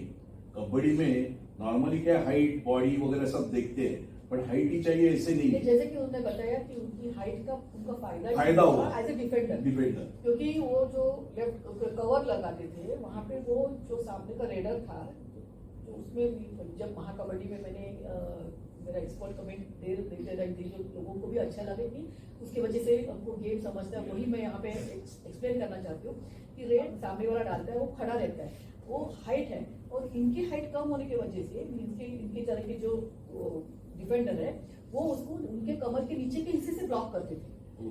आप अगर शोल्डर टू शोल्डर फाइट करते हो ना, तो आप एक दूसरे को धक्का कर सकते हो, लेकिन ये कमर के नीचे के हिस्से से उनको होल्ड करते, तो ऊपर से वो नीचे आके उनको कैसे रख ले, तो वो ये वहां पे उनको होल्ड करके खड़े तो रहते। प्रशांत, आपने कभी सागर बांदेकर को या सुनील यादव को किया है क्या? बहुत बार बहुत बार किया है कि सागर बांदेकर की एंट्री यानी सब स्पेक्टेटर्स के लिए वो इतना वो हाइट से वेट से इतना बड़ा, और वो आते हुए के एटलीस्ट 3-4 लेके जाने वाला था, तो ऐसे टाइम पे लेकिन इतना अगर आप स्ट्रेंथ वाले भी हो ना, तो इस तरह से जो पकड़ेगा ना, तो उनकी स्ट्रेंथ का कुछ फायदा ही फायदा नहीं ही होता। नहीं होता है। वो टेक्निक यहाँ पे यूज होता हाँ, है। तो क्योंकि मैंने आपका गेम देखा, इसके लिए मैं ये आपको क्वेश्चन किया। अभी मेन इम्पोर्टेंट क्या है कि जब ये कबड्डी वैसे बहुत बुआ सालवी उन्होंने जैसे महाराष्ट्र में, इंडिया में जैसे उसका प्रसार किया, सब जगह पे जाके गांव में जाके प्लेयर्स तैयार किए, लेकिन कबड्डी का इंटरनेशनल एक्सपोजर होना बहुत जरूरी था। क्योंकि वैसे देखेंगे तो आज के तारीख में मुझे लगता है ओलंपिक पे भी अभी तक नहीं है। वर्ल्ड कप इसमें होता था, लेकिन एक मोनोपोली बन गई थी, लोगों को ऐसा लगता था कि इंडिया यानी चलो इंडिया के पास टीम है। बट स्लोली जब इसमें मैं राजू भावसा, अशोक वगैरह, इनको स्पेशली राजू भावसा ने, मुझे मालूम है जिस तरह से उन्होंने लंदन में जाके, दुबई में, सिंगापुर ऐसे प्लेसेस में, और लकीली एयर इंडिया में होने की वजह से इधर उन्होंने खुद जाके उधर टीम बनवाई। उनको वो कबड्डी समझने के लिए इधर से प्लेयर्स, इधर से टीम लेके गए। एयर इंडिया की टीम गई, पुलिस की टीम गई, बाद में मेरे को लगता है भारत पेट्रोलियम या ONGC की, ऐसे एक टीम जाके उन्होंने उधर मैचेस खेले, और ऐसे करके उधर उन्होंने स्लोली टीम होना शुरू किया। इवन जापान, चाइना, देन ये अपना UAE, लंदन वगैरह, इधर ये सब शुरू हो गया। और उसमें एक टाइम आया, मुझे लगता है, और इवन पाकिस्तान की भी अच्छी टीम थी, एक टाइम आया कि हम लोग अपनी इंडियन टीम हार गई एक 1 ईयर। ईरान ने हम लोग को मारा, ईरान से भी हार गए और कोरिया से भी हार गए। तो ये जो है मीन्स ये एक्चुअली में इसका ये नहीं हुआ कि हमारी इंडियन टीम ठीक नहीं थी या उन्होंने ये किया, इसका मतलब कबड्डी इंटरनेशनल लेवल पे उनका जो ग्रो हो रही है, ये सक्सेस, ये रिजल्ट से अपने को सक्सेस मिला है। तो इस तरह से अभी कबड्डी इंटरनेशनल लेवल पे गई, और सेम टाइम जैसे IPL शुरू हो गया क्रिकेट में, वैसे प्रो लीग शुरू हो गई। जो मैं अभी आपको आप जैसे आज सीनियर नेशनल्स के लिए, बाद में इवन ये अपना डिस्ट्रिक्ट लेवल में, यानी महाराष्ट्र नेशनल्स वगैरह, उसमें भी आपने परफॉर्मेंस दिया। छाया ने भी सीनियर नेशनल्स वगैरह इतने, उन्होंने 8-8 बरस उन्होंने खेलने के बाद, बैंक को वगैरह खेलने के बाद, आपको ऐसा नहीं लगता है कि जैसे प्रो कबड्डी शुरू हो गई मेंस में, तो वैसे लेडीज में अभी तक क्यों नहीं शुरू हो गई? क्या उसमें इतना ये नहीं है, पॉपुलैरिटी नहीं है कि international women's cricket, women's kabaddi को इतना एक्सपोजर नहीं मिला है, उसमें जरा जाना चाहिए? क्या लगता है? नहीं, इंटरनेशनल लेवल पे जो डेमोन्स्ट्रेशन मैचेस हुए, तभी लेडीज की भी टीम वहाँ पे गई थी, और उनकी भी सब जगह और बहुत सारे कंट्रीज में लेडीज की भी टीम है, लेडीज प्लेयर्स भी है, खेल रहे हैं। प्रो कबड्डी ये लोग जो अभी चालू किया है, उनको अच्छा सक्सेस मिल रहा है, तो ये उनका एक्सपीरियंस लेके वो आए जा रहे हैं। वो तो डेफिनेटली, क्योंकि विमेंस क्रिकेट में भी अभी तक IPL नहीं हुआ है, अभी वो लोग शुरू कर रहे हैं, मुझे लगता है विमेंस कबड्डी भी शुरू हो जाएगी और डेफिनेटली पॉपुलर हो जाएगी। लेडीज में भी आजकल के बहुत अच्छे मैचेस, फ्रेंडली मैचेस हुए थे हाँ, के बीच तो में। उनका प्लानिंग चालू है कि अगले डेमोन्स्ट्रेशन साल मैचेस किए थे प्रो कबड्डी लीग में, Women's का भी वुमेन्स के pro- demonstration matches pro league चालू कर देगा। लेकिन आपका जो प्रो कबड्डी में आपने जयपुर पिंक पैंथर से आपने किया, तो फर्स्ट ईयर मीन्स 2014 में फर्स्ट आपने खेला और फर्स्ट ईयर ही आप जयपुर पिंक पैंथर जीत गए टूर्नामेंट। क्या लगा वो टाइम पे? एकदम नया एक्सपीरियंस था, क्योंकि मैच पे ज्यादा खेलना नहीं होता था अपना महाराष्ट्र में। तब तक तो मिट्टी पे ही चल रहा था और सर। आपका नाम आप जो एक टीम को सिलेक्ट हो गया, ऑप्शन में आपका नाम आया या नहीं, ऑप्शन में नहीं था मैं। हाँ लास्ट के जब 7 दिन बचे थे, हम्म। पाकिस्तान का प्लेयर, उसका कुछ वीजा प्रॉब्लम हुआ था, अरे वाह ओके तो वो नहीं आया था कैंप में पूरा, और 6-7 दिन बचे थे। तो मुझे फोन आया कि अपना ये अजय ठाकुर जब एरिना में खेल रहा था तभी, वो भी एक टीम में था, तो उसको किसी ने पूछा कि यार प्लेयर तो अजय आपकी टीम से खेल रहा था? नहीं, अजय दूसरे टीम में था। हाँ। तो उसको पूछा टीम मेंबर्स ने कि यार प्लेयर चाहिए, कौन कॉर्नर अच्छा है, तो बोला अरे अपना इंडिया का है प्रशांत, उसको ले लो। तो मुझे फोन किया रात को कि आपको दूसरे दिन सवेरे आना, मेरे पास टिकट विकेट कुछ रेडी नहीं था। तो सवेरे मैं अशोक सर को फोन किया रात को, ऐसे ऐसे राजू सर को भी फोन किया, ठीक है जा चला जा तू, बोला टिकट का क्या है, तो टिकट भी नहीं था मेरे पास। कुछ नहीं, तू टिकट निकाल ले काउंटर पे जाके, उधर सब मेरे को ये हो जाएगा। तो सवेरे मैं एयरपोर्ट आके टिकट निकाल के जयपुर गया। जयपुर जाने के बाद शाम को प्रैक्टिस, और एक्चुअली मैच पे जो खेलते हैं तो आपको कम से कम 1.5 या 2 महीना उधर मैच पे कंटिन्यू रहना है, आप डायरेक्ट जाके नहीं खेल सकते। तो 6-7 दिन प्रैक्टिस किया, ऐसे टाइम पास, कुछ मूड नहीं लग रहा था, डायरेक्ट अपन मैच पे उतर रहे। उसके पहले कोई मैच पे खेला ही नहीं करता था। हूँ आप, क्योंकि वो शायद आप कभी मैच पे खेली नहीं, मैं- तो आप जो मैच पे जो खेलना शुरू किया मीन्स उससे पहले तो एयर इंडिया के लिए भी कौन से लोकल टूर्नामेंट्स या कौन से ऑल इंडिया टूर्नामेंट नहीं, कभी अपना मैच में खेले या मैच पे हुआ है, फर्स्ट? फर्स्ट। तो फर्स्ट ये था हाँ। आपका एक्सपीरियंस था वो मैच पे खेलने एक का? नेशनल हुआ था मैच पे दिल्ली में शायद, हाँ दिल्ली में, बस उतना ही। लेकिन अपन प्रैक्टिस भी कभी नहीं मैच पे किया। पर आपको क्या लगता है मीन्स मैच पे और मट्टी पे उसमें किधर आप एज अ प्लेयर मीन्स आप या जो प्लेयर्स है वो किधर ज्यादा कंफर्टेबल है खेलने के इसमें? अगर प्रैक्टिस रहेगी रेगुलर तो आप दोनों जगह खेल सकते हैं। ये सालों साल हम लोग पट्टी में खेलते आए हैं और बेयरफुट खेलते हैं, तो वो ग्रिप अलग होती है। Yes. तो लेकिन मैट पे वो शूज पहन के ही injury आपको ज्यादा करना है। पड़ता है। हाँ। और वो पर्टिकुलर शूज पहनना पड़ता है पर्टिकुलर शूज और पहनना, और फ्रिक्शन भी बहुत होता मल्टी पे है। ग्राउंड पे इंजरीज करने, हाँ। मैच पे इंजरी ज्यादा है। अगर आप देख रहे हैं कि हर एक प्लेयर को कभी एक दिन हो गया तो दूसरे दिन इंजरी है। अभी पवन शेरावत लीग से बाहर हो गया, ऑपरेशन हो गया उसका। तो बड़ा ऐसे जो बोलते हैं ना, मैं अभी क्रिकेट में भी बोलते हैं मैटिंग पे खेलना और रेगुलर ग्रास में खेलना, उसके लिए भी प्लेयर्स अलग अलग प्लेयर्स होते हैं। अलग-अलग। उसमें खेलने वाले एक्सपर्ट रहते हैं मीन्स अरे ये मैटिंग प्लेयर है, मैटिंग में खेलने वाला प्लेयर है। वैसे आपके इसमें भी जो प्लेयर्स में से दो अलग अलग ये है कि ये पर्टिकुलर मट्टी में खेलने वाला प्लेयर ये था और एक मैच में ऐसे स्ट्रेटेजी यूज नहीं हो रही है अपनी हाँ। इंडिया में। इंडिया में ये ऐसे- मल्टी पे खेलने वाले अलग है, मैच पे खेलने हाँ वाले मीन्स ऐसा ही is best in the matting में, इसका बहुत अच्छा रेडिंग ये चलता है या मीन्स ये ज्यादा ऐसे अभी तक ये नहीं हुआ है, सब इक्वल है। इक्वल है। ओके, पर आपको जब जयपुर पिंक पैंथर में आप खेले तो आप सब मैचेस में थे या पहले फर्स्ट 7 में आपको सब काउंट किया टोटल था? मैच खेला था। हाँ मीन्स आपके परफॉर्मेंस के ऊपर वो लोग ने बाद में कंसीडर किया कि हम लोग ने जो सिलेक्ट किया वो प्लेयर लेकिन पहले 2-3 मैच शुरुआत के मैं, क्योंकि प्रैक्टिस ज्यादा नहीं हो रहा तो 2-3 मैच फेल गया मैं। लेकिन धीरे धीरे परफॉर्मेंस आपका कौन कोच कौन था? भास्कर में सॉरी भास्कर थे भास्कर साउथ के, वो तो बहुत फेमस। हाँ। तो वो टाइम पे जब इतना प्राइज मनी मिला, मुझे नहीं मालूम कि वैसे इतने प्राइज मनी कभी कबड्डी में इतना आपने कभी देखा होगा। मीन्स आपके लिए वो बहुत अच्छा अचीवमेंट है। और इसके बाद में आप जयपुर पिंक को कितने बरस कितने साल खेले? नहीं 2 साल खेला, 2 साल खेला। 2 सीजन, दो first season. Season second season. तीसरे सीजन में पुनेरी पल्टन में था। पुनेरी और पल्टन। लास्ट पुनेरी पल्टन में कौन आपके अशोक शिंदे कोच थे? अशोक शिंदे कोच नहीं थे, अशोक शिंदे मेंटर थे। मेंटोर थे। कोच कौन था? कोच याद नहीं आ रहा कोच कौन था। हाँ, और लास्ट सीजन दबंग दिल्ली से थे।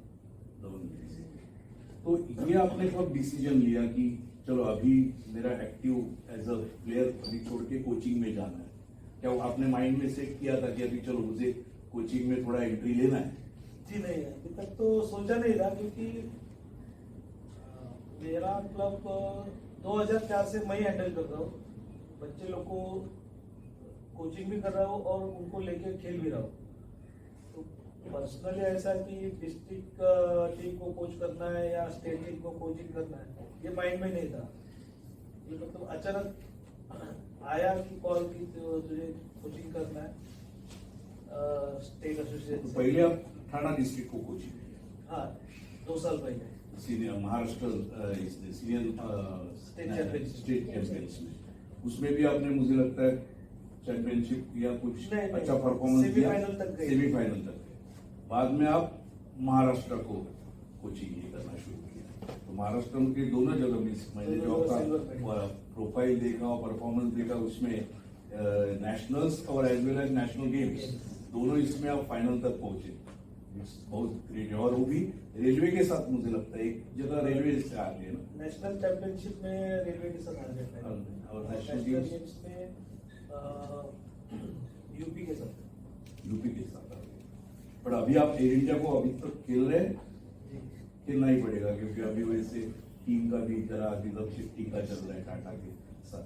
पर चाहे आप जब आपका एक्टिव पैसा देखेंगे तो बैंक में खेलती थी, बैंक में तो आपने 30 इयर्स सर्विस भी की है, तो वो पीरियड में आपको ऐसा कभी लगा कि चलो अभी मेरा गेम का ये खत्म हो गया है, बट आपको ऐसा फील नहीं होगा कि जो मैं प्लेयर करके नहीं लेकिन कोच करके बन सकती हूँ या सिलेक्टर करके? तो आप सिलेक्टर वगैरह ऐसे कुछ बन गई थी?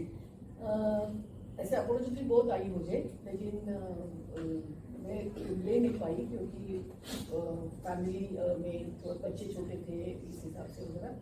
लेकिन मैं जब 8 साल नेशनल खेली, उसके बाद तब तक भी मुझे ऐसा नहीं था कि मुझे कुछ अवार्ड लेना है। ऐसा मैं स्पोर्ट्स कबड्डी एक गेम का आनंद लेना है, इसके लिए ही मैं खेलती थी। पर एट द टाइम ऐसा आया कि लास्ट ईयर बीए के फाइनल ईयर में थी, और तभी उन्होंने बताया कि आपको अवार्ड के लिए आपको फॉर्म भरना है और कॉन्सिक्यूटिव 3 इयर्स का आपका परफॉर्मेंस देखते हैं, आपको उसमें गैप नहीं लेना है। ये सब गैप, तो मेरी लास्ट ईयर फाइनल की बीए के एग्जाम और मेरी ये अवार्ड नेशनल क्लैश हो रही थी, और ऑलरेडी मैं बैंक में जॉब कर रही थी। मेरी थोड़ी जो इंदौर थे उन्होंने बताया कि आप ऑलरेडी आपको जॉब है, ग्रेजुएशन तो आपका हो ही जाएगा, लेकिन आप अपनी गैप लोगे तो आपको नेशनल आपका अवार्ड का प्रॉब्लम हो सकता है। तो तभी फिर मैंने ग्रेजुएशन में लास्ट ईयर के एग्जाम का मैंने ड्रॉप करके नेशनल को गई, और वो मेरे मम्मी पापा ने बहुत सपोर्ट किया कि आप जाओ, ऐसे करो। तो ऐसा करके फिर मुझे नेशनल में अच्छा परफॉर्मेंस हुआ, आगे फिर अवार्ड मिला। नेक्स्ट ईयर मैंने एग्जाम लेके मेरा ग्रेजुएशन भी हुआ।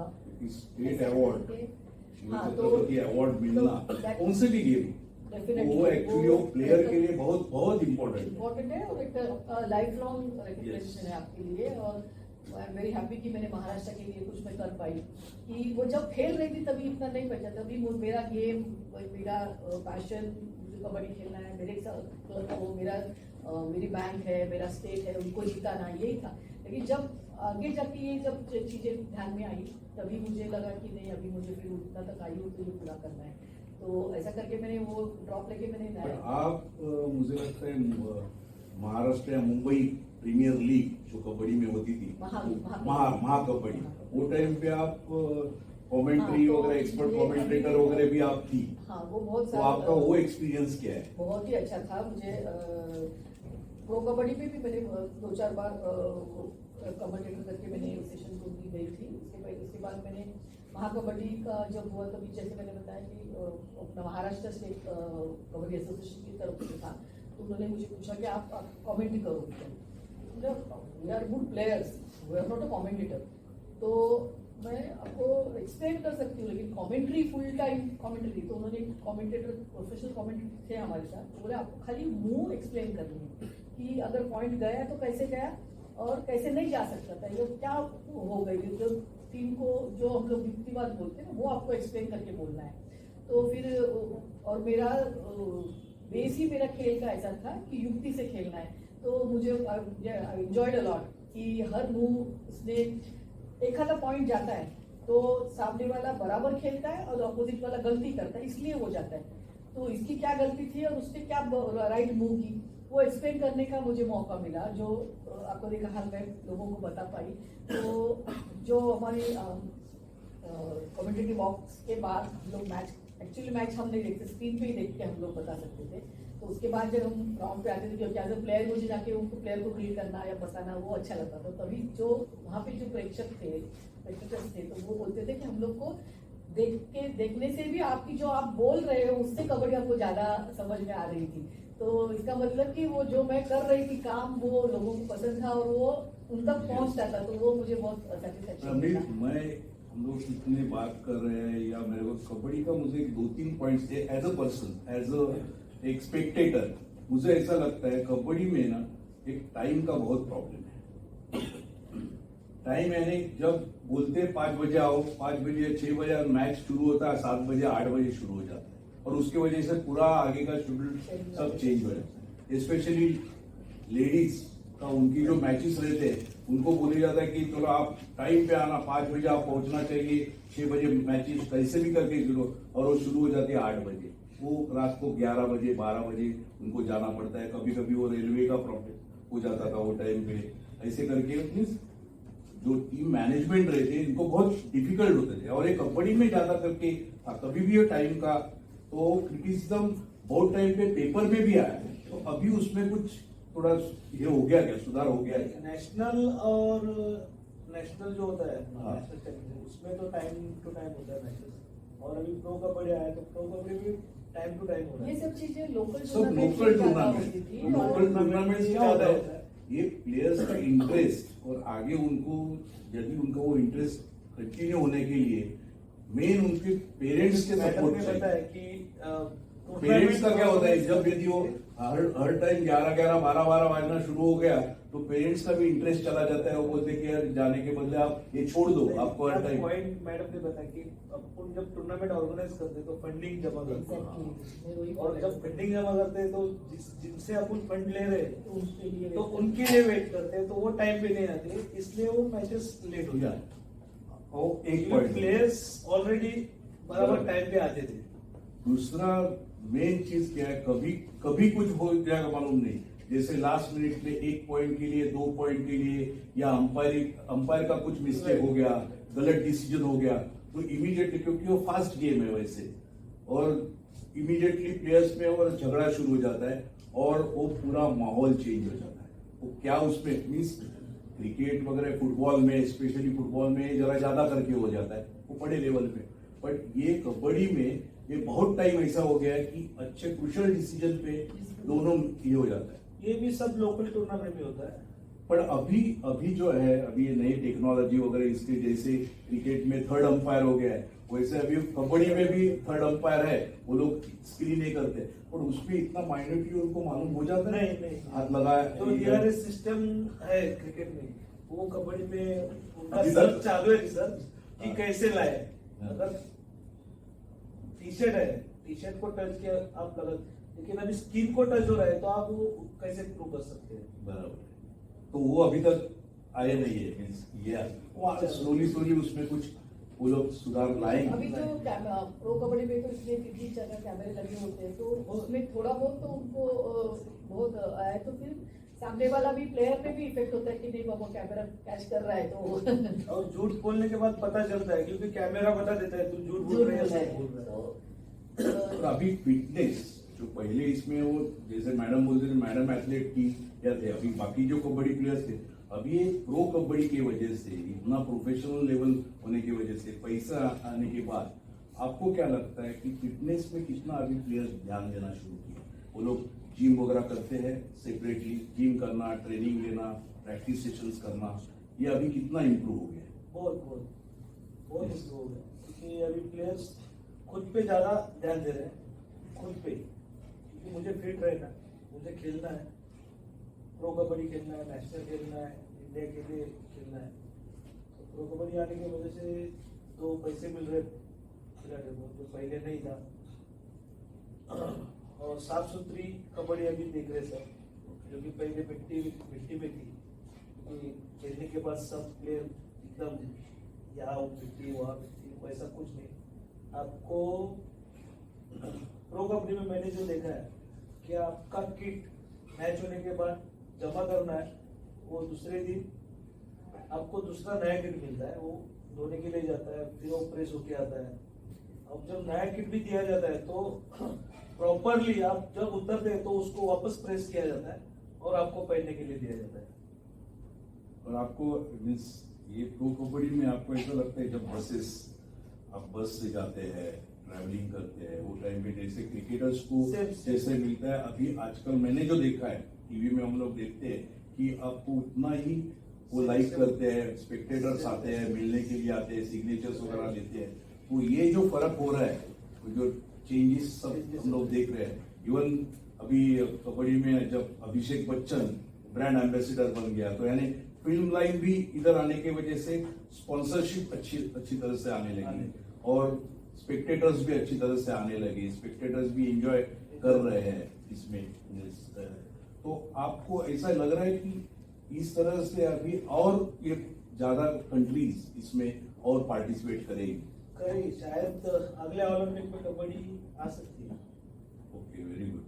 ना बट अभी आज के इसमें प्रो कबड्डी में आपको क्या लगता है ज्यादा करके जो प्लेयर्स है वो कौन से साइड के, नॉर्थ या इसका डोमिनेट कौन करता है ज्यादा? जैसे पहले कैसे महाराष्ट्र आज बोलते थे अभी नॉर्थ कर रहा है, अभी नॉर्थ कर रहा है, पर महाराष्ट्र में ऐसे कोई महाराष्ट्र अपना कुछ कम नहीं है। पर ऐसे 2-3 नाम आप बता सकते हैं कि जो आज ये टैलेंट इनके पास है, फ्यूचर में ये अच्छे प्लेयर्स हो सकते हैं महाराष्ट्र के? अभी तो फिलहाल रनिंग में अपना मैं नाम बताता हूँ, असलम इनामदार है, आकाश शिंदे है, नासिक का है, गिरीश हिरनाग है ठाणे डिस्ट्रिक्ट का, और यंग में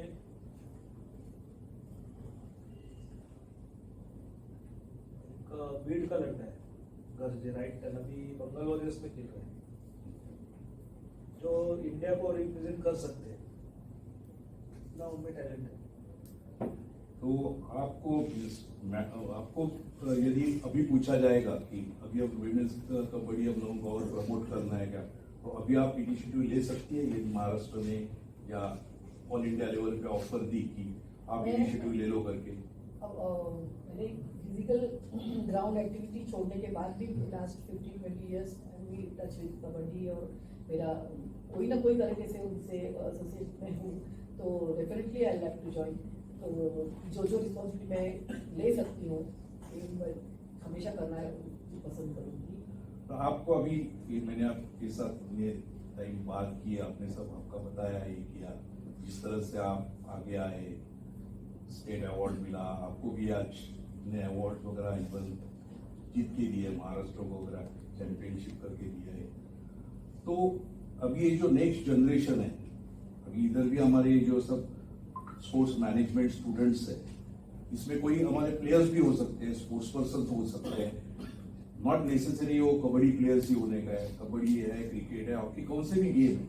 तो एज अ स्पोर्ट्स पर्सन करके यदि उनको भी पैशन है, पर उनको ये सब मालूम है कि प्लेयर कैसे बन जाते हैं, शुरू में कैसे रहते हैं, किस तरह से उनका एक आगे वो लोग सोचते हैं और जाते हैं, तो पैशन का ये जो इसमें ये हो जाता है, प्रोफेशनल प्लेयर बन जाते हैं। तो आप ये एज को या इनको आप क्या बोल सकते हो, क्योंकि इसमें कैसे है ये आज स्पोर्ट्स मैनेजमेंट के कोर्सेज कर रहे हैं, क्योंकि आपने देखा होगा कि आज स्पोर्ट्स पर्सन नो डाउट अच्छा होना चाहिए प्लेयर करके, बट प्लेयर को यदि टीम मैनेजमेंट होती है, तो टीम मैनेजमेंट को मैनेजर बोलो, ये बोलो, और आजकल सब इसमें सिर्फ टीम, पहले इसमें सिर्फ टीम मैनेजर या कोच, ये 2 ही जन थे, आज वैसे नहीं, आज टीम मैनेजमेंट की भी एक टीम होती है। तो वो टीम मैनेजमेंट की जो टीम है उसके लिए दे रिक्वायर्ड एज एक मैनेजमेंट जो प्रोफेशनल मैनेजमेंट है, वो यदि आएगी तो नो डाउट उसके टीम को एडवांटेज हो सकता है। तो इसके लिए आप क्या बता सकते हैं कि ये जो कोर्सेस उनका चल रहा है, इसमें ये प्लेयर करके उनको यदि कुछ बनना है तो एक एज में शायद वो बन सकते हैं या इंटरेस्ट ले सकते हैं। और उसके साथ टीम मैनेजमेंट में उनको आप क्या एडवाइस कर सकते हैं? आपको तो एक्सपीरियंस मिला होगा खेलते वक्त, आपको लगा होगा कि जरूरत है कि टाइम पे, जैसे मैंने आपको बोला टाइम। अभी मैं यहाँ 2 प्लेयर्स के ये बताऊंगा। एक अपना अभी नेशनल में जो कैप्टन था शंकर गदई और असलम इनामदार, ये 2 प्लेयर ऐसे हैं कि एकदम गरीब घर से, मतलब उनके माँ पिताजी मजदूरी का काम करते हैं। शंकर गदई के घर के सब माँ और पिताजी, ये दोनों भाई बहन गन्ने के खेत में गन्ने काटने का काम करते हैं, 300 रुपए रोज मजदूरी के ऊपर। फिर भी वो लोग कबड्डी खेल रहे हैं। असलम इनामदार लादी कारखाने में लादी मालूम है ना, टाइल्स। वो उठाने का काम करता था। बाद में होटल में वेटर का काम किया उसने, लेकिन उसने अपना पैशन नहीं छोड़ा। उन्होंने कबड्डी खेलना है, उसमें भी उन्होंने मेहनत की, आगे आए, नाम किया। घर वालों को भी अभी सेटिस्फेक्शन है कि 2 पैसे आ रहे हैं, मोल मजदूरी छोड़ दिए। तो जैसे एज अ प्लेयर करके आप बोलते हैं उनको एक्सपोजर है, मेहनत किया तो एक आप अचीव कर सकते हैं। वैसे टीम मैनेजमेंट जो बोलते हैं उसमें जैसे उन्होंने आज स्पोर्ट्स ग्रेजुएशन का उन्होंने डिसाइड किया है कि भाई इसमें मुझे मेरा करियर बनाना है, तो उसमें आपको क्या लगता है? आपकी तो सराउंडिंग, आप जब खेलने को जाते हैं, प्रो कबड्डी में जाते हैं या किधर वो लेवल पे जब आप खेलते हैं, तो आपको जरूरी है कि ये स्पोर्ट्स मैनेजमेंट जो है इसकी कितनी जरूरत है कि जो प्रोफेशनल यदि बन जाएंगे तो इंडिया के लिए इसका डेफिनेटली एडवांटेज होने वाला है। तो आप क्या एडवाइस दे सकते हैं? टोटल जितना भी फ्रेंचाइज उनके पास मैनेजमेंट है, मैनेजर है, एक नहीं 4-4, 5-5, 6-6 मैनेजर है हर एक इसके लिए। बस ऑर्गेनाइजेशन, एयरपोर्ट मतलब air ticket organisation, hotelling, players लोगों का डाइट, प्लेयर्स लोगों का फिजिकल फिटनेस, अलग अलग इसके लिए अलग अलग मैनेजर है। क्योंकि ये शायद इसमें से अच्छा अभी ए एज में शायद वो लोग डिसाइड करें, अभी वैसा उनका एज गया नहीं है, बट ए एज में यदि वो डिसाइड करेंगे मुझे नहीं प्लेयर नहीं बन सकता है मैं, लेकिन मैं स्पोर्ट्स मैनेजमेंट के लिए मैं फिट हूं या मैं कर सकता हूं, उसमें मैं मेरा करियर बना सकता हूं। तो करियर के लिए अलग अलग स्पोर्ट्स में, वैसे कबड्डी में भी आपने जैसे बताया कि उसमें भी उनको करियर बनाने के लिए सब डोर ओपन है। मैं इसमें थोड़ा सा ऐड करना चाहूँगी कि आप कोई भी फील्ड हो उसमें आपका डेडिकेशन चाहिए और फिर पैशन चाहिए। तो अभी आप स्पोर्ट्स मैनेजमेंट कर रही हो, उससे टॉक ऑन स्पोर्ट्स मैनेजमेंट। आजकल पूर्वी पहले जो कबड्डी खेली जाती थी, जैसे आपने बताया कोच और टीम मैनेजर है, सब उस तरह से, लेकिन प्रो कबड्डी आई, महाकबड्डी आई, अभी मैट पे जो कबड्डी आई, कबड्डी ने भी अपना रूप परिवर्तित किया है और ग्लोबल प्लेटफॉर्म पे आ गई है, तो उसको एक स्टेटस आया है अभी। तो इस तरह से अगर आप अगर मैनेजमेंट के स्टूडेंट हो तो आप उसको इस तरह से उसको और डेवलप कर सकते हो और उसको प्रमोट कर सकते हो कि ग्राउंड एकदम परफेक्ट होना चाहिए, उसका जो लाइनिंग है, स्टेपिंग है, वो एकदम नीट होनी चाहिए। फिर टाइम मैनेजमेंट वहाँ पे कैसे करें, स्पोर्ट्समैन को जो आ रहे हैं उनको लाइन में आना है, फिर आपका शेड्यूल जो है वो बराबर चल रहा है, जैसे बाकी के जो विंग्स है जिसमें उनका ट्रांसपोर्ट है, उनका भोजन का व्यवस्था है, तो ये सब चीज में वो जो पंक्चुअलिटी और ये जो पर्टिकुलर होना, उसमें आप ध्यान दोगे तो वो इवेंट सक्सेसफुल होगा, और इवेंट अगर सक्सेसफुल होगा तो आपका भी नाम बढ़ने वाला है। तो इसमें सब में आपको बहुत बारीकाई से इसको ध्यान रख के वो चीज करनी चाहिए। पहले स्पोर्ट्स मेडिसिन या स्पोर्ट्स फिजियो ये सब चीज नहीं थी हमारे कबड्डी में। जानकार पहले होते थे, फिर वो कुछ मैंने आपको बताती हूँ, जापान की लेडीज की टीम यहाँ पे आई थी, शिवाजी पार्क में हमारा जो कबड्डी का ग्राउंड है वहाँ पे डेमोन्स्ट्रेशन मैच हुई थी। तो वो महाराष्ट्र की लड़की से उन्होंने मैच खेला, सब मैच हो गए। पहले तो वार्म अप हम लोग भी करते थे, हम भी करते हैं, तो उनका भी वार्म अप हुआ था, दोनों की मैच हो गई। और हमारी मैच होने के बाद अपने प्लेयर्स जाके मैनेजर से, अपने फ्रेंड से इधर उधर चालू हो गया, लेकिन इनका मैनेजर वो लेडीज को लेके गई प्लेयर्स को, और वो लोग एक्सरसाइज कर रहे थे। तो मैंने कहा मैच तो खत्म हो गया, अभी क्यों एक्सरसाइज कर रहे हैं? तो मैंने उनको पूछा कि बाबा अब मैच हो गया, अभी क्या एक्सरसाइज क्यों कर रहे हैं? अभी तो थक के आए ना फिजिकल गेम में। बोली नहीं, ये स्ट्रेचिंग एक्सरसाइज कर रहे हैं कि जो अभी खेलते वक्त उनके कुछ लिगामेंट की जरूरत क्लियर हो तो वो स्ट्रेचिंग एक्सरसाइज में वो नॉर्मल आने चाहिए, इसलिए वो 10-15 मिनट का ये कर। तो ये जो न्यू टेक्नोलॉजी है ना वो अपने में भी आनी चाहिए, ये जो मैनेजमेंट के थ्रू आएगी कि आप स्पोर्ट्स फिजियो का बात आया, तो ये सब चीज की अभी इंडिया में भी जरूरत लगने वाली है। तो ये जो स्पोर्ट्स मैनेजमेंट आप कर रहे हो तो बहुत स्कोप है आपको, और आप उसमें कोई भी फील्ड में जा सकते हो। इवन मीडिया, स्पोर्ट्स मीडिया में जा सकते हो, स्पोर्ट्स मेडिसिन कर सकते हो, स्पोर्ट्स फिजियो कर सकते हो, जर्नलिस्ट भी बहुत अच्छे आजकल। जब प्रो कबड्डी में कितने लोग उसमें लिखने का आपका अगर अच्छा है तो उसमें जाते हैं।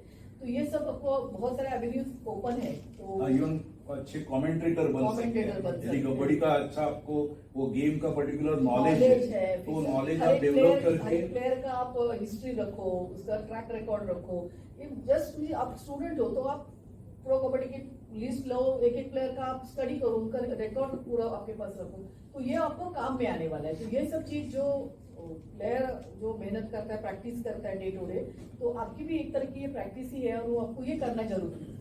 आप खाली जाके इवेंट करके आओगे, ये प्लेयर खेला, वो प्लेयर का डीपली स्टडी करो, वो प्लेयर क्यों अच्छा खेलता है, उसका वीक पॉइंट क्या है, उसका स्ट्रॉन्ग पॉइंट क्या है, आप डिस्कस करो सबके साथ। तो ये आपको बहुत आगे जाके फायदा देगा कि जो अगर आपका वोकैबुलरी अच्छी है और आपका स्पीच अच्छा दे सकते हो, आप कमेंटेटर बनते हो, तो वो उसका प्लेयर का पूरा हिस्ट्री बता सकते हो क्योंकि आपके पास रेडी है वो सब चीज।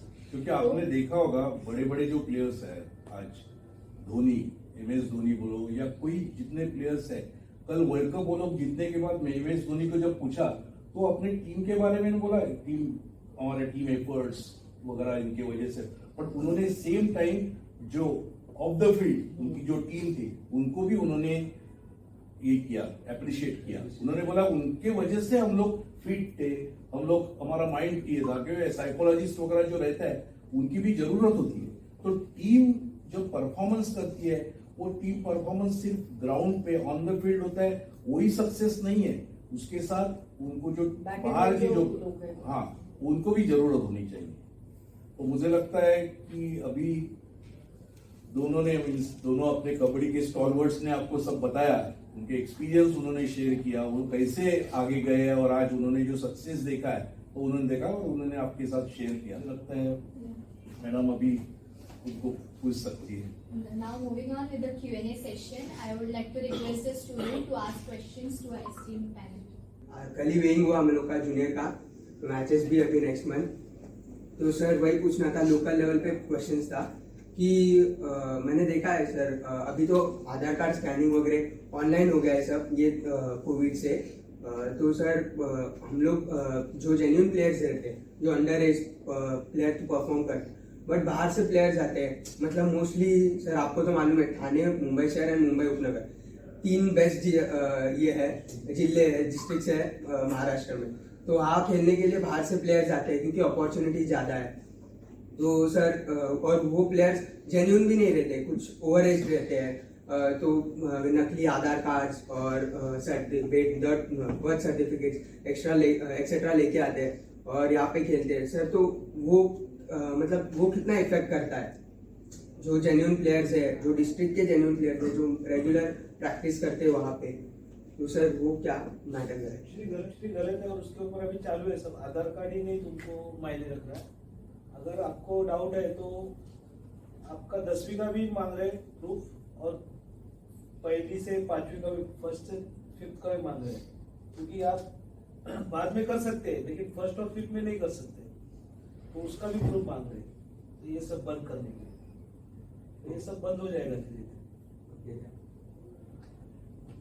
जब 2017 को दुबई मास्टर्स में इंडिया के लिए रिप्रेजेंट किया था, डेब्यू था उनका इंडिया के लिए, तो सर वो रिटर्न आए थे, तो मैंने देखा था यूट्यूब पे अपने वीडियोस, पूरे ठाणे डिस्ट्रिक्ट में ये मिरवणूक टाइप था तो किया था सर। तो आपको कैसा लगा था एज अ सीनियर और as a coach of Girish Nayak? Girish Nag आपको मैंने ही सिखाया, 15 साल उसके पीछे बहुत मेहनत किया था, खेल के आया तो बहुत अच्छा ही लगने वाला है एक कोच को कि उसका स्टूडेंट बाहर जाके मेडल लेके आए इंडिया के लिए।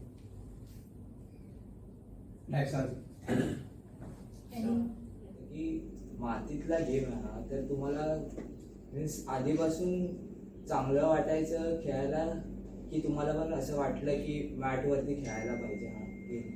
मला मातीतलंच खेळ आवडत होता, कारण मातीमध्ये तुम्हाला पायाला ग्रीप चांगली मिळते. जी शूज घालून तेवढी ग्रीप येत नाही. आफ्टर सम टाइम तुम्हाला प्रॅक्टिसनी ते होतं, पण नॅचरल तुमचं जे आहे ते तुम्हाला बेअरफूट आणि मातीमध्येच, आणि त्याच्यात स्पीड चांगला मिळतो. तुमच्या सगळ्या ज्या ऍक्टिव्हिटीज आहेत, ते तुमच्या ज्या डावपेज आहेत सगळे, ते तुम्ही खूप चांगल्या तऱ्हेने तिथे करू शकता.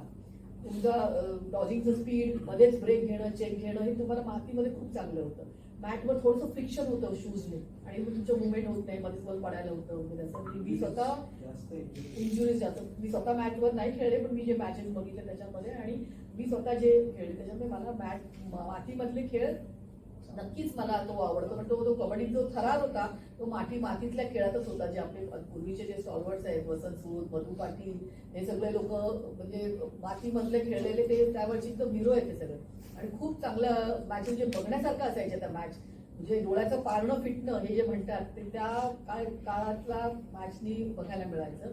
पण त्याचप्रमाणे मी आता असं म्हणेन की आपल्याला जर कबड्डी इंटरनॅशनल लेवलला न्यायची आहे, ऑलिम्पिकमध्ये न्यायची आहे, बाकीच्या जगाशी त्याला आपल्याला जोडायचं आहे, तर आपल्याला मॅटवर येणं हे क्रमपार गरजेचं आहे. क्रमपार येणं आपल्याला पण ते अडॉप्ट करायलाच पाहिजे होतं, आणि तरच आपल्याला कबड्डी पुढे नेता येईल.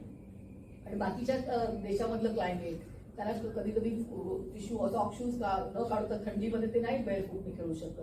तर ह्या सगळ्या गोष्टी न बघता एकसूत्रता आणण्याकरता आपल्याला मॅटवर येणं, काही नियमात बदल करणं, असं करून आपला सगळ्यांचा उद्देश कबड्डी प्रेमीचा हाच पाहिजे की कबड्डी मोठी व्हायला पाहिजे. त्यासाठी हे थोडे छोटे छोटे चेंजेस आहेत ते आणणं गरजेचं होतं, आणि जे आपण केले. सगळ्यांचा उद्देश तोच आहे की कबड्डी मोठी व्हावी. पण प्रामाणिक माझं मत आहे की मातीतली कबड्डीचा थरार हा नक्कीच मातीतला गेम तो मातीतलाच. चांगला होता. मॅटवर काय कोणी तुम्हाला न हे करता तुम्हाला ऑटोमॅटिक आपोआप स्वतःहून इंजुरी होती. हो. तसं मातीमध्ये नव्हतं. मातीमध्ये काय खर्च येतोय. इथे लगी शांताराम सर ते अलग अलग रेट टाकायचे लाईक स्ट्रॅटेजी. तर तुमचे पण असे काय प्लॅन होते की लाईक आता हे आहे तर मी हा टाकणार, तर तुम्ही लाईक कसे स्ट्रॅटेजी प्लॅन करायची? ऍज अ कोच ते कसं हे असतं, आणि आम्ही सुद्धा बघून, जेव्हा तुम्ही एखाद्या खेळाडूचा खेळ बघता चांगला खेळता, तर तो तुम्हाला आत्मसात करायला पाहिजे. आणि तो खेळाडू काय खेळतोय, म्हणजे तो प्रत्येक, जसं मॅडम सांगितलं शांताराम जाधव सर प्रत्येक रेड वेगळे मारायचे, तसं प्रत्येक जण आत्मसात करेल असं नाही की आता ते करतायत म्हणून एखाद्या खेळाडूने केलं पाहिजे.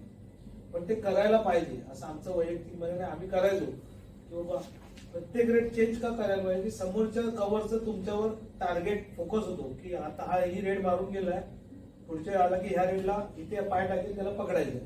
त्याच्यासाठी आपल्या स्वतःच्या रेडमध्ये प्रत्येक वेळेस चेंजेस पाहिजे, आणि ते आम्ही करायचो. आम्ही ते अवलंबलोय, कारण आपल्याला माहिती आहे की ह्या पकडी का होत नाही, कारण प्रत्येक वेळी वेगवेगळे चेंजेस करतायत. मग आपण चेंजेस केले आपण पण सक्सेस होणार. आम्ही पण तेच करायचो, त्याच्यामुळे आम्ही सक्सेस झालो आणि पुढे गेलो. त्याच्यात मला थोडं ऍड करायचंय की कबड्डी हा खेळ नुसताच खेळण्यासाठी नाही आहे. त्याच्यामध्ये तुमचं ऑब्झर्वेशन पण खूप पाहिजे. म्हणजे आम्हाला जेव्हा बुवा साळवी, शांताराव साळवी आम्हाला स्ट्रिक्टली आमची मॅच नसेल तरी आम्हाला स्टेडियमवर बसवायची आणि बाकीच्या प्लेयर्सची मॅच बघायला लावायची. पण त्याच्यातून तुम्हाला खूप कळतं की हा प्लेयरचं नेचर काय आहे, तो कुठल्या पद्धतीने चढाई टाकतो, कुठल्या राईट की लेफ्टनी जातो चढाईला, 4 प्लेअरमध्ये तो काय करतो, 2 असतील तर तो कशा पद्धतीने मारतो. काही लोकांचं असं, तुम्हाला लोकांना किती लोकांना कबड्डी खेळात किंवा बघितली माहिती नाही मला, पण 2 प्लेअर असतील तर 2 प्लेअरला जर तुम्ही आउट केलं तर 2+3 असं तुम्हाला लोड पडून तुम्हाला पॉईंट मिळतात. तर ते 2 प्लेअरला एका कोपऱ्यात मारून समोसाला अंगावर घेऊन मग बाहेर यायचे. कोणी प्लेअर असं असेल ना की ताकदीवर तो दोन्ही प्लेअरला दाबत एका कोपऱ्यात नेणार, आणि तिकडे दोघांना असं करून बऱ्याच ते लाईन आउट होतात मागे. म्हणजे अशी पण प्रत्येकाची एक बाय नेचर होऊन जाते पद्धत. त्यामुळे प्रत्येक खेळाडूचा अभ्यास झाला पाहिजे की जर मी अशा तऱ्हेने 2 प्लेअरमध्ये असताना मी अशा तऱ्हेने जाऊन एंट्री टाकीन तर हे सर त्याच पद्धतीने मारतील असं नाही. त्यांचं काहीतरी नेचर आणि त्यांचे विचार वेगळा असेल. हा अभ्यास करून तुम्ही प्रत्येक प्लेअर बरोबर डील केलं पाहिजे, तरच तुम्ही ते स्ट्रॅटेजी वापरून तो खेळू शकता आणि करू शकता. तर ऑब्झर्वेशन इज व्हेरी इम्पॉर्टंट. अपनी इंडिया की टीम अगर जो इंटरनेशनली कॉम्पीट करने जाती है, तो अगर हम लोग कोई भी वहाँ पे इंटरनेशनल कोई टीम से अगर हारते हैं तो आप लोग का एज ए कोच क्या लगता है हम कहाँ लैक कर रहे हैं? इसमें बहुत सारे चीज पे ध्यान देना पड़ेगा। एक तो उनका वहाँ का, अगर हम उनके कंट्री में जाके खेल रहे हैं तो क्लाइमेट का भी इशू हो सकता है, क्योंकि अपने ये जो ह्यूमिड क्लाइमेट में तुमको प्रैक्टिस की आदत होती है, वहाँ पे ठंडी में जाके खेलना है, आपकी बॉडी इतनी वार्म नहीं होती है। कबड्डी इतना फास्ट गेम है कि बॉडी आपकी फास्ट होनी चाहिए, मूवमेंट इतनी फास्ट होनी चाहिए। तो उनका अगर डायरेक्टली आप वहाँ पे जाके उनकी टूर्नामेंट लोगे तो उसके पहले 1 महीना कैंप होना चाहिए वहाँ पे। वहाँ पर कैंप तो वो लोग वो उस कंट्री में जाके कैंप होना चाहिए कि वो प्लेयर्स को they will use to that atmosphere और वो क्लाइमेटिक कंडीशन में, तो ही उनकी बॉडी वो क्लाइमेट में खेलने के लिए तैयार हो जाती है। तो ये सब चीजें होनी चाहिए कि आप टूर्नामेंट अगर वहाँ लेते हो तो कैंप भी वही कंट्री में वहीं पे होना चाहिए, क्योंकि वो इकोनॉमिकली नहीं पॉसिबल हो सकता है, लेकिन आगे आगे जाके वो करेंगे अपने यहाँ पे। तो ये सब चीज बहुत मायने पड़ती है। और फिर क्या होगा अगर अपने लोग जो है कि अंडर प्रेशर भी जाते हैं कि इंटरनेशनली एक्सपोजर नहीं होता, अगर कैंप में वहाँ जाएंगे तो वहाँ लोगों से मिलेंगे, वहाँ लोग देखेंगे, तो उनका भी कॉन्फिडेंस लेवल थोड़ा बढ़ जाएगा। जैसे होम ग्राउंड पे अलग कॉन्फिडेंस होता है, दूसरे ग्राउंड पे तो वो चीज भी थोड़ी सी होती है, तो ये उनको एक्सपोजर ज्यादा मिलना चाहिए सब जगह। कधी असं होतं की भरपूर सारे लोन पडले टीममधून आणि आपल्यावरती खूप प्रेशर असतो टीमचा, आता काय करायचं, ओव्हरकम कसं करायचं. तुमच्यामध्ये असं कधी इन्सिडेंट झालाय की तुम्ही ओव्हरकम केलेली सिच्युएशन आणि ती खूप मॅच अशी खूप अशी एकदम असे रोमांचक झाले, खूप अट्रॅक्टिव्ह झाले आणि मग सगळ्यांनी पूर्ण राऊंड ऑफ अप्लॉज दिला, म्हणजे खूप अशी कुठला इन्सिडेंट तुमच्यामध्ये आमच्यासोबत शेअर करा. असं सर सांगतील, मगाशी यांनी विचारल्याप्रमाणे सांगितलं, पण कबड्डीमध्ये हा इतका झटापटीचा आणि फास्ट गेम आहे की असे इन्सिडेंट सारखेच होतात सर. आणि ह्याच्यामध्ये मी मगाशी तेच म्हटलं की शेवटच्या मिनिटाला पण तुम्ही तुमचं गेम फिरवू शकता. शेवटच्या मिनिटालाही तुम्ही लास्ट रेडला पण तुमच्याकडे दोनचं लीड तुमच्या समोरच्याकडे आहे, तुम्ही रेड टाकली, त्यांना आउट केलं, तो 2 पॉईंट ऍडिशनल 2 पॉईंट मिळाले, 4 पॉईंट तुम्हाला मिळाले आणि पारडं कुठं जवळ सांगू शकता येईल.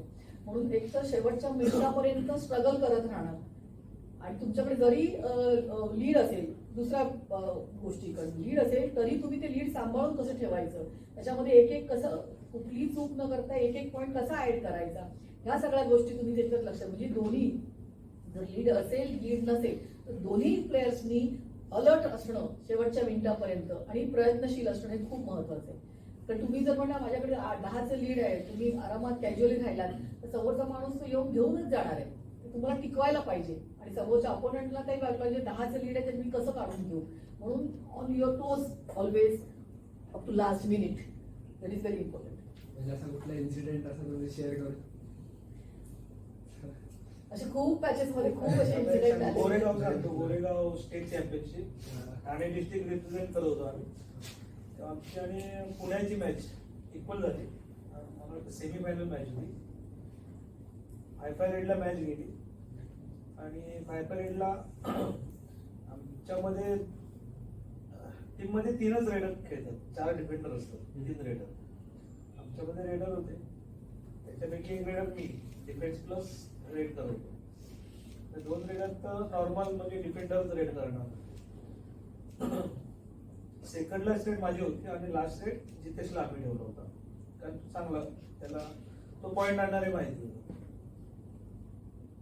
पहिल्या 3 रेड झाल्या, आमच्याकडे 1चं लीड होतं, म्हणजे 1 पॉईंट आम्ही प्लस होतो, म्हणजे 3-4 असं होतं स्कोर. आणि 2-2 रेड आमच्या बाकी होत्या, आमच्या 2 आणि पुण्याचे 2.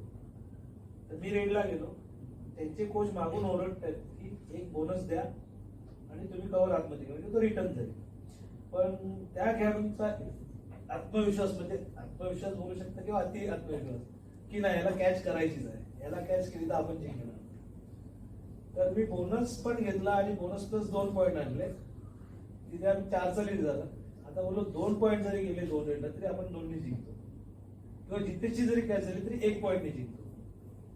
त्याच्यामुळे आम्ही एकदम नॉर्मल होतो आणि त्यांचे 2 रेड आले, आम्ही 1-1 पॉईंट दिला आणि जितेश पण रेडला गेला, जितेशने पण 2 पॉईंट आणले, त्याच्यामुळे 4 पॉईंटने आम्ही ऑलरेडी मॅच जिंकलो. सर हे खूप आम्हाला इन्स्पायरिंग असू शकतं, कधी इन्सिडेंट होऊ शकतो, आम्ही कधी ओव्हरकम करायचं. बरेच किस्से असतात, म्हणजे खूप मॅडम बोलल्या की प्रत्येक मॅच अशी होते प्रत्येक मॅच वेगळी की असते. कारण त्या मॅच मध्ये चढतात चालू असतात, कधी तुमच्याकडे लीड येतो, कधी समोरच्या टीमकडे जातो आणि सिच्युएशन पण खूप डिफरंट असते. आता मला एक असा बोलता बोलता असा इन्सिडेंट आठवतो. कबड्डी हा एकच खेळ असा आहे की त्याच्यामध्ये कंटिन्यू चढ उतार चालू असतात. लीड घेऊन ठेवलंय, बसले आराम केला असं नाही होत. ड्रामा सरकारकडून इंडियन रेल्वेची प्लेअर आहे कलकत्त्याची, ती एकदा चढायला आली आणि आमच्याकडे शेवटची 5 मिनिटं होती. आणि मग आमच्या कबड्डीमध्ये तुम्हाला माहिती आहे, पहिलं ते टच लाईन म्हणतात, निदान रेषा, क्रॉस लाईन, नंतर बोनस लाईन आणि मग आतलं फील्ड. तर बोनस लाईन क्रॉस केली की 1 पॉईंट मिळतो आणि तुमची चढाई पूर्ण तेव्हा होते जेव्हा you cross the cross line या टच लाईन म्हणतात, ती क्रॉस केली तर आम्ही असं म्हणजे त्याला वेळ कमी आणि काय करायचं, आम्ही खरं ती एवढी मोठी खेळाडू आहे, म्हणजे इतके वर्ष खेळलेली, एक्सपिरियन्स खेळाडू, अशा खेळाडूंना जनरली क्रॉस लाईन कोणी पकडायला जात नाही, कारण शी इज एक्सपर्ट, ती आरामात करण्याची आम्हाला आउट पण करू शकते. पण आम्ही तिला असं मेंटली शॉक द्यायच्या आणि अंडर प्रेशर टाकायच्या आणि आम्ही ती आली आणि आम्ही आधीच डिसाईड केलं होतं आणि आम्ही साथी प्लेयर्स पटकन चला टच लाईन असं म्हणून पटकन आम्ही येऊन टच लाईन क्रॉस करून उभे राहिलो की we should not allow her to cross the line. ती क्रॉस करणार आहे आम्हाला माहिती आहे, पण ती आली 2 मिनिटं गचकली की काय चाललंय, का अंगावर आलंय माझ्या, असं म्हणजे हे पण कधी कधी समोरच्या खेळाडूला अंडर प्रेशर टाकण्याला मी स्ट्रॅटेजी वापरायला लागतं. आणि तिला ते घेतलं पुढे, ती आली, मग थोडं ते केलं, तिने टच लाईन केली, पण ती एवढी भांबावून गेली. आणि कबड्डी हा दम 30 सेकंडच्या वर जास्त वेळ नाही टिकत, काही लोकांचा असतो राहतो, पण आता प्रो कबड्डीमुळे 30 सेकंड हाच नियम लागलाय. तर तेवढ्या वेळात तिला तो विचार करायला पण वेळ नाही दिला की आता ती पॉईंट कसं मारून, ती जेमतेम ती क्रॉस करून तशी करून ती गेली, म्हणजे तिची ती रेड संपवली आम्ही आणि आम्ही जाऊन आमची रेड करून काय करतो. म्हणजे हा जो ही जी स्ट्रॅटेजी वापरली ही त्या सिच्युएशनला उपयोगी होती. म्हणजे ती स्ट्रॅटेजी कुठे वापरायची, कुठल्या मिनिटाला वापरायची, कुठल्या वेळेला वापरायची, हे पण गणित तुम्हाला खेळताना जमलं पाहिजे. एवढ्या प्रेशरमध्ये 15 मिनिटात स्कोर बघायचा, आपल्या फील्डमध्ये किती प्लेअर आहेत हे सगळं बघून ते सगळं गणित जमवून तुम्ही खेळायचं. It's a very intelligent game. Local tournaments वर बघतो ना, सगळी शांतता असते, ग्राउंड असतो तरी शांतता असते. आणि दुसरं मी मगाशी म्हटलं की डेडिकेशन पाहिजे आणि यू शुड बी फोकस. मला कधीही माझ्या क्रीडांगणाच्या लाईनच्या बाहेरचा माणूस दिसायचा नाही. माझे प्लेअर आणि माझे अपोनंट, माझ्या बाजूला माझी आई बसली आहे, वडील आले, माझ्या मैत्रिणी आले, कोण माझी मॅच बघते, नो, फक्त माझं ग्राउंड आणि मी. हे असंच तुम्ही फोकस असलं पाहिजे. हे आयुष्यात सगळीकडेच लागू आहे, नॉट ओनली स्पोर्ट्स, एव्हरीवेअर. सुद्धा मॅडम माझ्या खेळाडूंना हेच सांगतो नेहमी की तुमचा फोकस, तुम्ही जेव्हा उतरता मैदानात तुम्हाला हे चौकोनाच्या बाहेरचं जग दिसलंच नाही पाहिजे. एक्झॅक्टली. तुम्हाला अंपर पण दिसले नाही पाहिजे. कधी 15 मिनिटं कुशल असतात, तुम्ही जी वर्ष प्रॅक्टिस करताय ती सगळं तुम्हाला त्या 15 मिनिटात उतरवायचं. ते नॉलेज तुम्ही ऑब्झर्व केलेल्या मॅचेसच्या काय, कोणाच्या स्ट्रॅटेजी कशा झाल्या, काय झालं, ते सगळं तुमच्या डोक्यात गणित ठेवून ते तुम्ही त्या वेळेला ते अप्लाय करायचे. तुम्हाला अभ्यास तुम्ही सगळा भरपूर केलाय, पण परीक्षेच्या 3 तासात पेपरवर तो नाही उतरवला तर त्याचा उपयोग नाही. तुम्हाला उत्तरं सगळी येत आहेत, पण 3 तासात तुम्हाला लिहायला पाहिजे ना पेपरवर, ते त्याला 3 तास असतात. स्पोर्ट्समध्ये, कबड्डीमध्ये 15 मिनिटं असतात. किती टफ आहे. म्हणून म्हणते की अभ्यास करणं आणि खेळणं याच्यामध्ये खेळणं हे नक्कीच जास्त टॅलेंटेड आणि स्ट्रेसफुल आहे. खेळामुळे तुम्ही फोकस करू शकता. कुठल्याही, कबड्डीच नाही बोलत, कुठलाही खेळ तुम्ही केला, तुम्ही जोपर्यंत फोकस नाही करणार तोपर्यंत त्याच्यामुळे पुढे जाणार नाही. आणि आयुष्याला एक शिस्त लागते. म्हणजे तुम्ही बघाल, म्हणजे प्राऊडली मी सांगू शकते की खेळाडू, कुठलाही खेळाडू बघा, कुठल्याही स्पोर्ट्समधला, त्याचा तो टाइम मॅनेजमेंट किंवा शिस्तप्रिय किंवा तुम्हाला पंक्च्युअलिटी, आता ट्रॅफिक हे त्याच्यामुळे काही ना काही गोष्टी होऊ शकतात, ते दॅट इज अनअवॉइडेबल असतात. पण इन जनरल असं कॅज्युअली कोणी ह्या करायला जात नाही. खूप नियम आणि खूप शिस्त त्याच्याकडे आलेली असते. खरी लाईफ समजते. Thank you sir, thank you. तुम्हाला कसं वाटलं की जेव्हा प्रो कबड्डी लॉन्च झाला तर तुम्हाला कसं वेगळं वाटलं की आता मातीतला खेळ मॅचवर जातोय तर काय नवीन येणार त्याच्यात? नवीन बरेच काय आलं कबड्डीमध्ये. आनंद वाटला की कबड्डी मॅटवर चालले. त्याही पेक्षा जास्त आनंद वाटला की खेळाडूला पैसे मिळाले. बरेच नवीन नियम चेंजेस झाले, मॅटवर गेले कबड्डी. गेम खूप फास्ट झाला, जो मातीमध्ये होता त्याही पेक्षा. थरेड, मला वाटतं थरेड मॅटवर प्रो कबड्डी आल्यापासून थरेड चालू झाली, त्याच्या आधी थरेड नव्हती. त्याच्यामुळे बोनस जर एखाद्या रेडला घेता आली तरच, नाही तर ज्याचा डिफेन्स स्टॉक तो 2चं लीड, 1-2चं लीड घेऊन डिफेन्स लावून बसायचा. पण प्रो कबड्डी आली, थर्ड आली, त्याच्यामुळे गेम फास्ट व्हायला कंटिन्यू. त्या सुपर अटॅक आलेलं, 3 मध्ये सुपर अटॅक, 2 मध्ये सुपर अटॅक. त्याच्यामुळे खूप म्हणजे गेमला मजा पण आली. एक नवीन टेक्निक, थायहोल्ड आले जे आपण जास्त इकडे यूज करत नाही ते तिकडे बघायला मिळाले थायहोल्ड वेगवेगळ्या प्रकारचे. आपल्याला की तुम्हाला असं कधी वाटलं नाही की आता मुंबईला येऊ की मुंबईच्या टीम कुठल्या जॉईन करू, जसे विजय क्लब आहे? जुहूला फ्लॅट घेऊ. नाही, कारण मी कसं असतं, आता तुम्ही एखाद्या टीम मध्ये आहात तर तिथे राहूनच तुम्हाला तुमचा प्रोग्रेस करायचा बरोबर. आता माझं लहानपण गेलं ती गोष्ट वेगळी, पण मी त्या टीम मधून खेळून मोठा झालो, त्या टीम मधून माझं नाव झालं, तर ती टीम सोडून पटकन मी दुसरीकडे येणार. म्हणजे कधी कधी आपल्याला म्हणजे करिअर मध्ये पुढे जायचं असेल तर कधी असं वाटतं की नाही तेच गोष्ट त्यांनी मगाशी विचारली, तुम्ही तिथे राहून सुद्धा करिअर करू शकता. हा.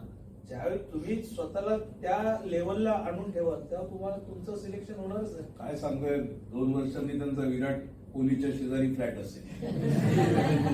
कबड्डी ज्याप्रमाणे चालली आहे काय सांग होईल ना. आज क्रिकेटमध्ये पैसा आहे, कबड्डीमध्ये आता यायला लागलाय ना. आम्ही जेव्हा खेळायचो तेव्हा मला स्टीलचा ग्लास, नंतर कटोरी वगैरे असे बक्षिसे मिळायची, त्याच्यातही आम्ही खुश होतो. पण मला आता असं नक्की सांगावं असं वाटतं तुमच्या या सगळ्या बरोबर बोलताना की कबड्डी हा खेळ जनरली हा मिल कामगार किंवा लालबाग एरिया इकडच्या लोकांमधून खूप खेळला जायचा, जे खूपच गरिबीतनं असे आलेले होते आणि रिक्रिएशन म्हणून ते खेळायचे तो खेळ. आणि त्या लोकांमधनं येऊन म्हणजे मध्यमवर्गीय कुटुंबातनं येऊन जर करता तुम्ही तर तुम्हाला ते तेव्हा नंतर नोकऱ्या मिळायला लागल्या, त्यामुळे त्यांच्या ते मिलीपासून बँक म्हणा रेल्वेज म्हणा असं त्यांचं थोडंसं स्टेटस वाढत गेलं. कारण तुमचं शेवटी तुमच्याबरोबर तुमच्या कुटुंबाची पण प्रगती व्हायला लागते. आता घरातला एकटाच मुलगा आहे, वडिलांनंतर त्या मुलांनी पुढचं घर चालवायचं असतं. ह्या सगळ्या गोष्टी त्याच्यात यायला पाहिजे. जर त्यांनी खेळाडू म्हणून एक प्रोफेशन निवडले, करिअर निवडले, तर त्याला पुढे त्याच्यामध्ये प्रगती तर व्हायलाच पाहिजे. त्याच्यासाठी ह्या सगळ्या गोष्टींचा पण पुढे प्रसार आणि त्याचा उत्कर्ष झाला तरच तुम्हाला त्याच्यामध्ये मिळणार. आता प्रो कबड्डीमध्ये पैसा येतोय तर त्या आता मगाशी त्यांनी त्या एका मुलाचं उदाहरण सांगितलं की ज्याचे वडील आई वडील शेत मजदूर होते आणि दुसऱ्या शेतात जाऊन काम करायचे वगैरे, तर त्यांची फायनान्शियल कंडिशन ह्याच्या गेममुळे वाढली ना. मग अशा तऱ्हेचे जर आयोजनं झाली, अशा तऱ्हेचे टुर्नामेंट झाल्या तर नक्कीच त्यांचं फायनान्शियल लेवल पण वाढते आणि त्या अख्खं कुटुंब वर येतं ना. आज त्या मुलांची बोली 30 लाख रुपये त्याला म्हणजे अख्खं 25 वर्ष बँकेत नोकरी करून पण त्याला तेवढे मिळाले नसते. पण याच्यामुळे म्हणजे तुम्हाला तुमचं डेडिकेशन असेल, तुम्ही फोकस असाल, तुमची मेहनत असेल तर नक्कीच तुम्हाला खेळामध्ये. एकच उदाहरण, कबड्डीमध्ये मॅडम बोलल्याप्रमाणे ना पूर्वी मोठमोठ्या म्हणजे आतापर्यंत मी बघितलेलं की मोठमोठ्या ट्रॉफीज, पैसे कमी फक्त ट्रॉफीज मोठमोठ्या. पण हे आता चेंज झालेलं, आता ट्रॉफीची साईज लहान झालेली आणि पैसे आले. हा जो चेंज आहे ना हा कबड्डीमध्ये पुढे जो क्रिकेट नंतर आलाय तो कबड्डी. आज तसं पाहिलं तर फुटबॉल वगैरे आणि आहे, परंतु आज कबड्डीमध्ये एवढा पैसा ज्याप्रमाणे आलेला आहे, मला असं वाटतं की आणखी 2-3 वर्षामध्ये फार फरक पडेल. खूप फरक पडतो. So I would like to conclude the third episode of Khel Vichar series by thanking all our esteemed panelists to give us their valuable time and share their knowledge with us. I'm sure this session has given fantastic insights to you guys about the Kabaddi.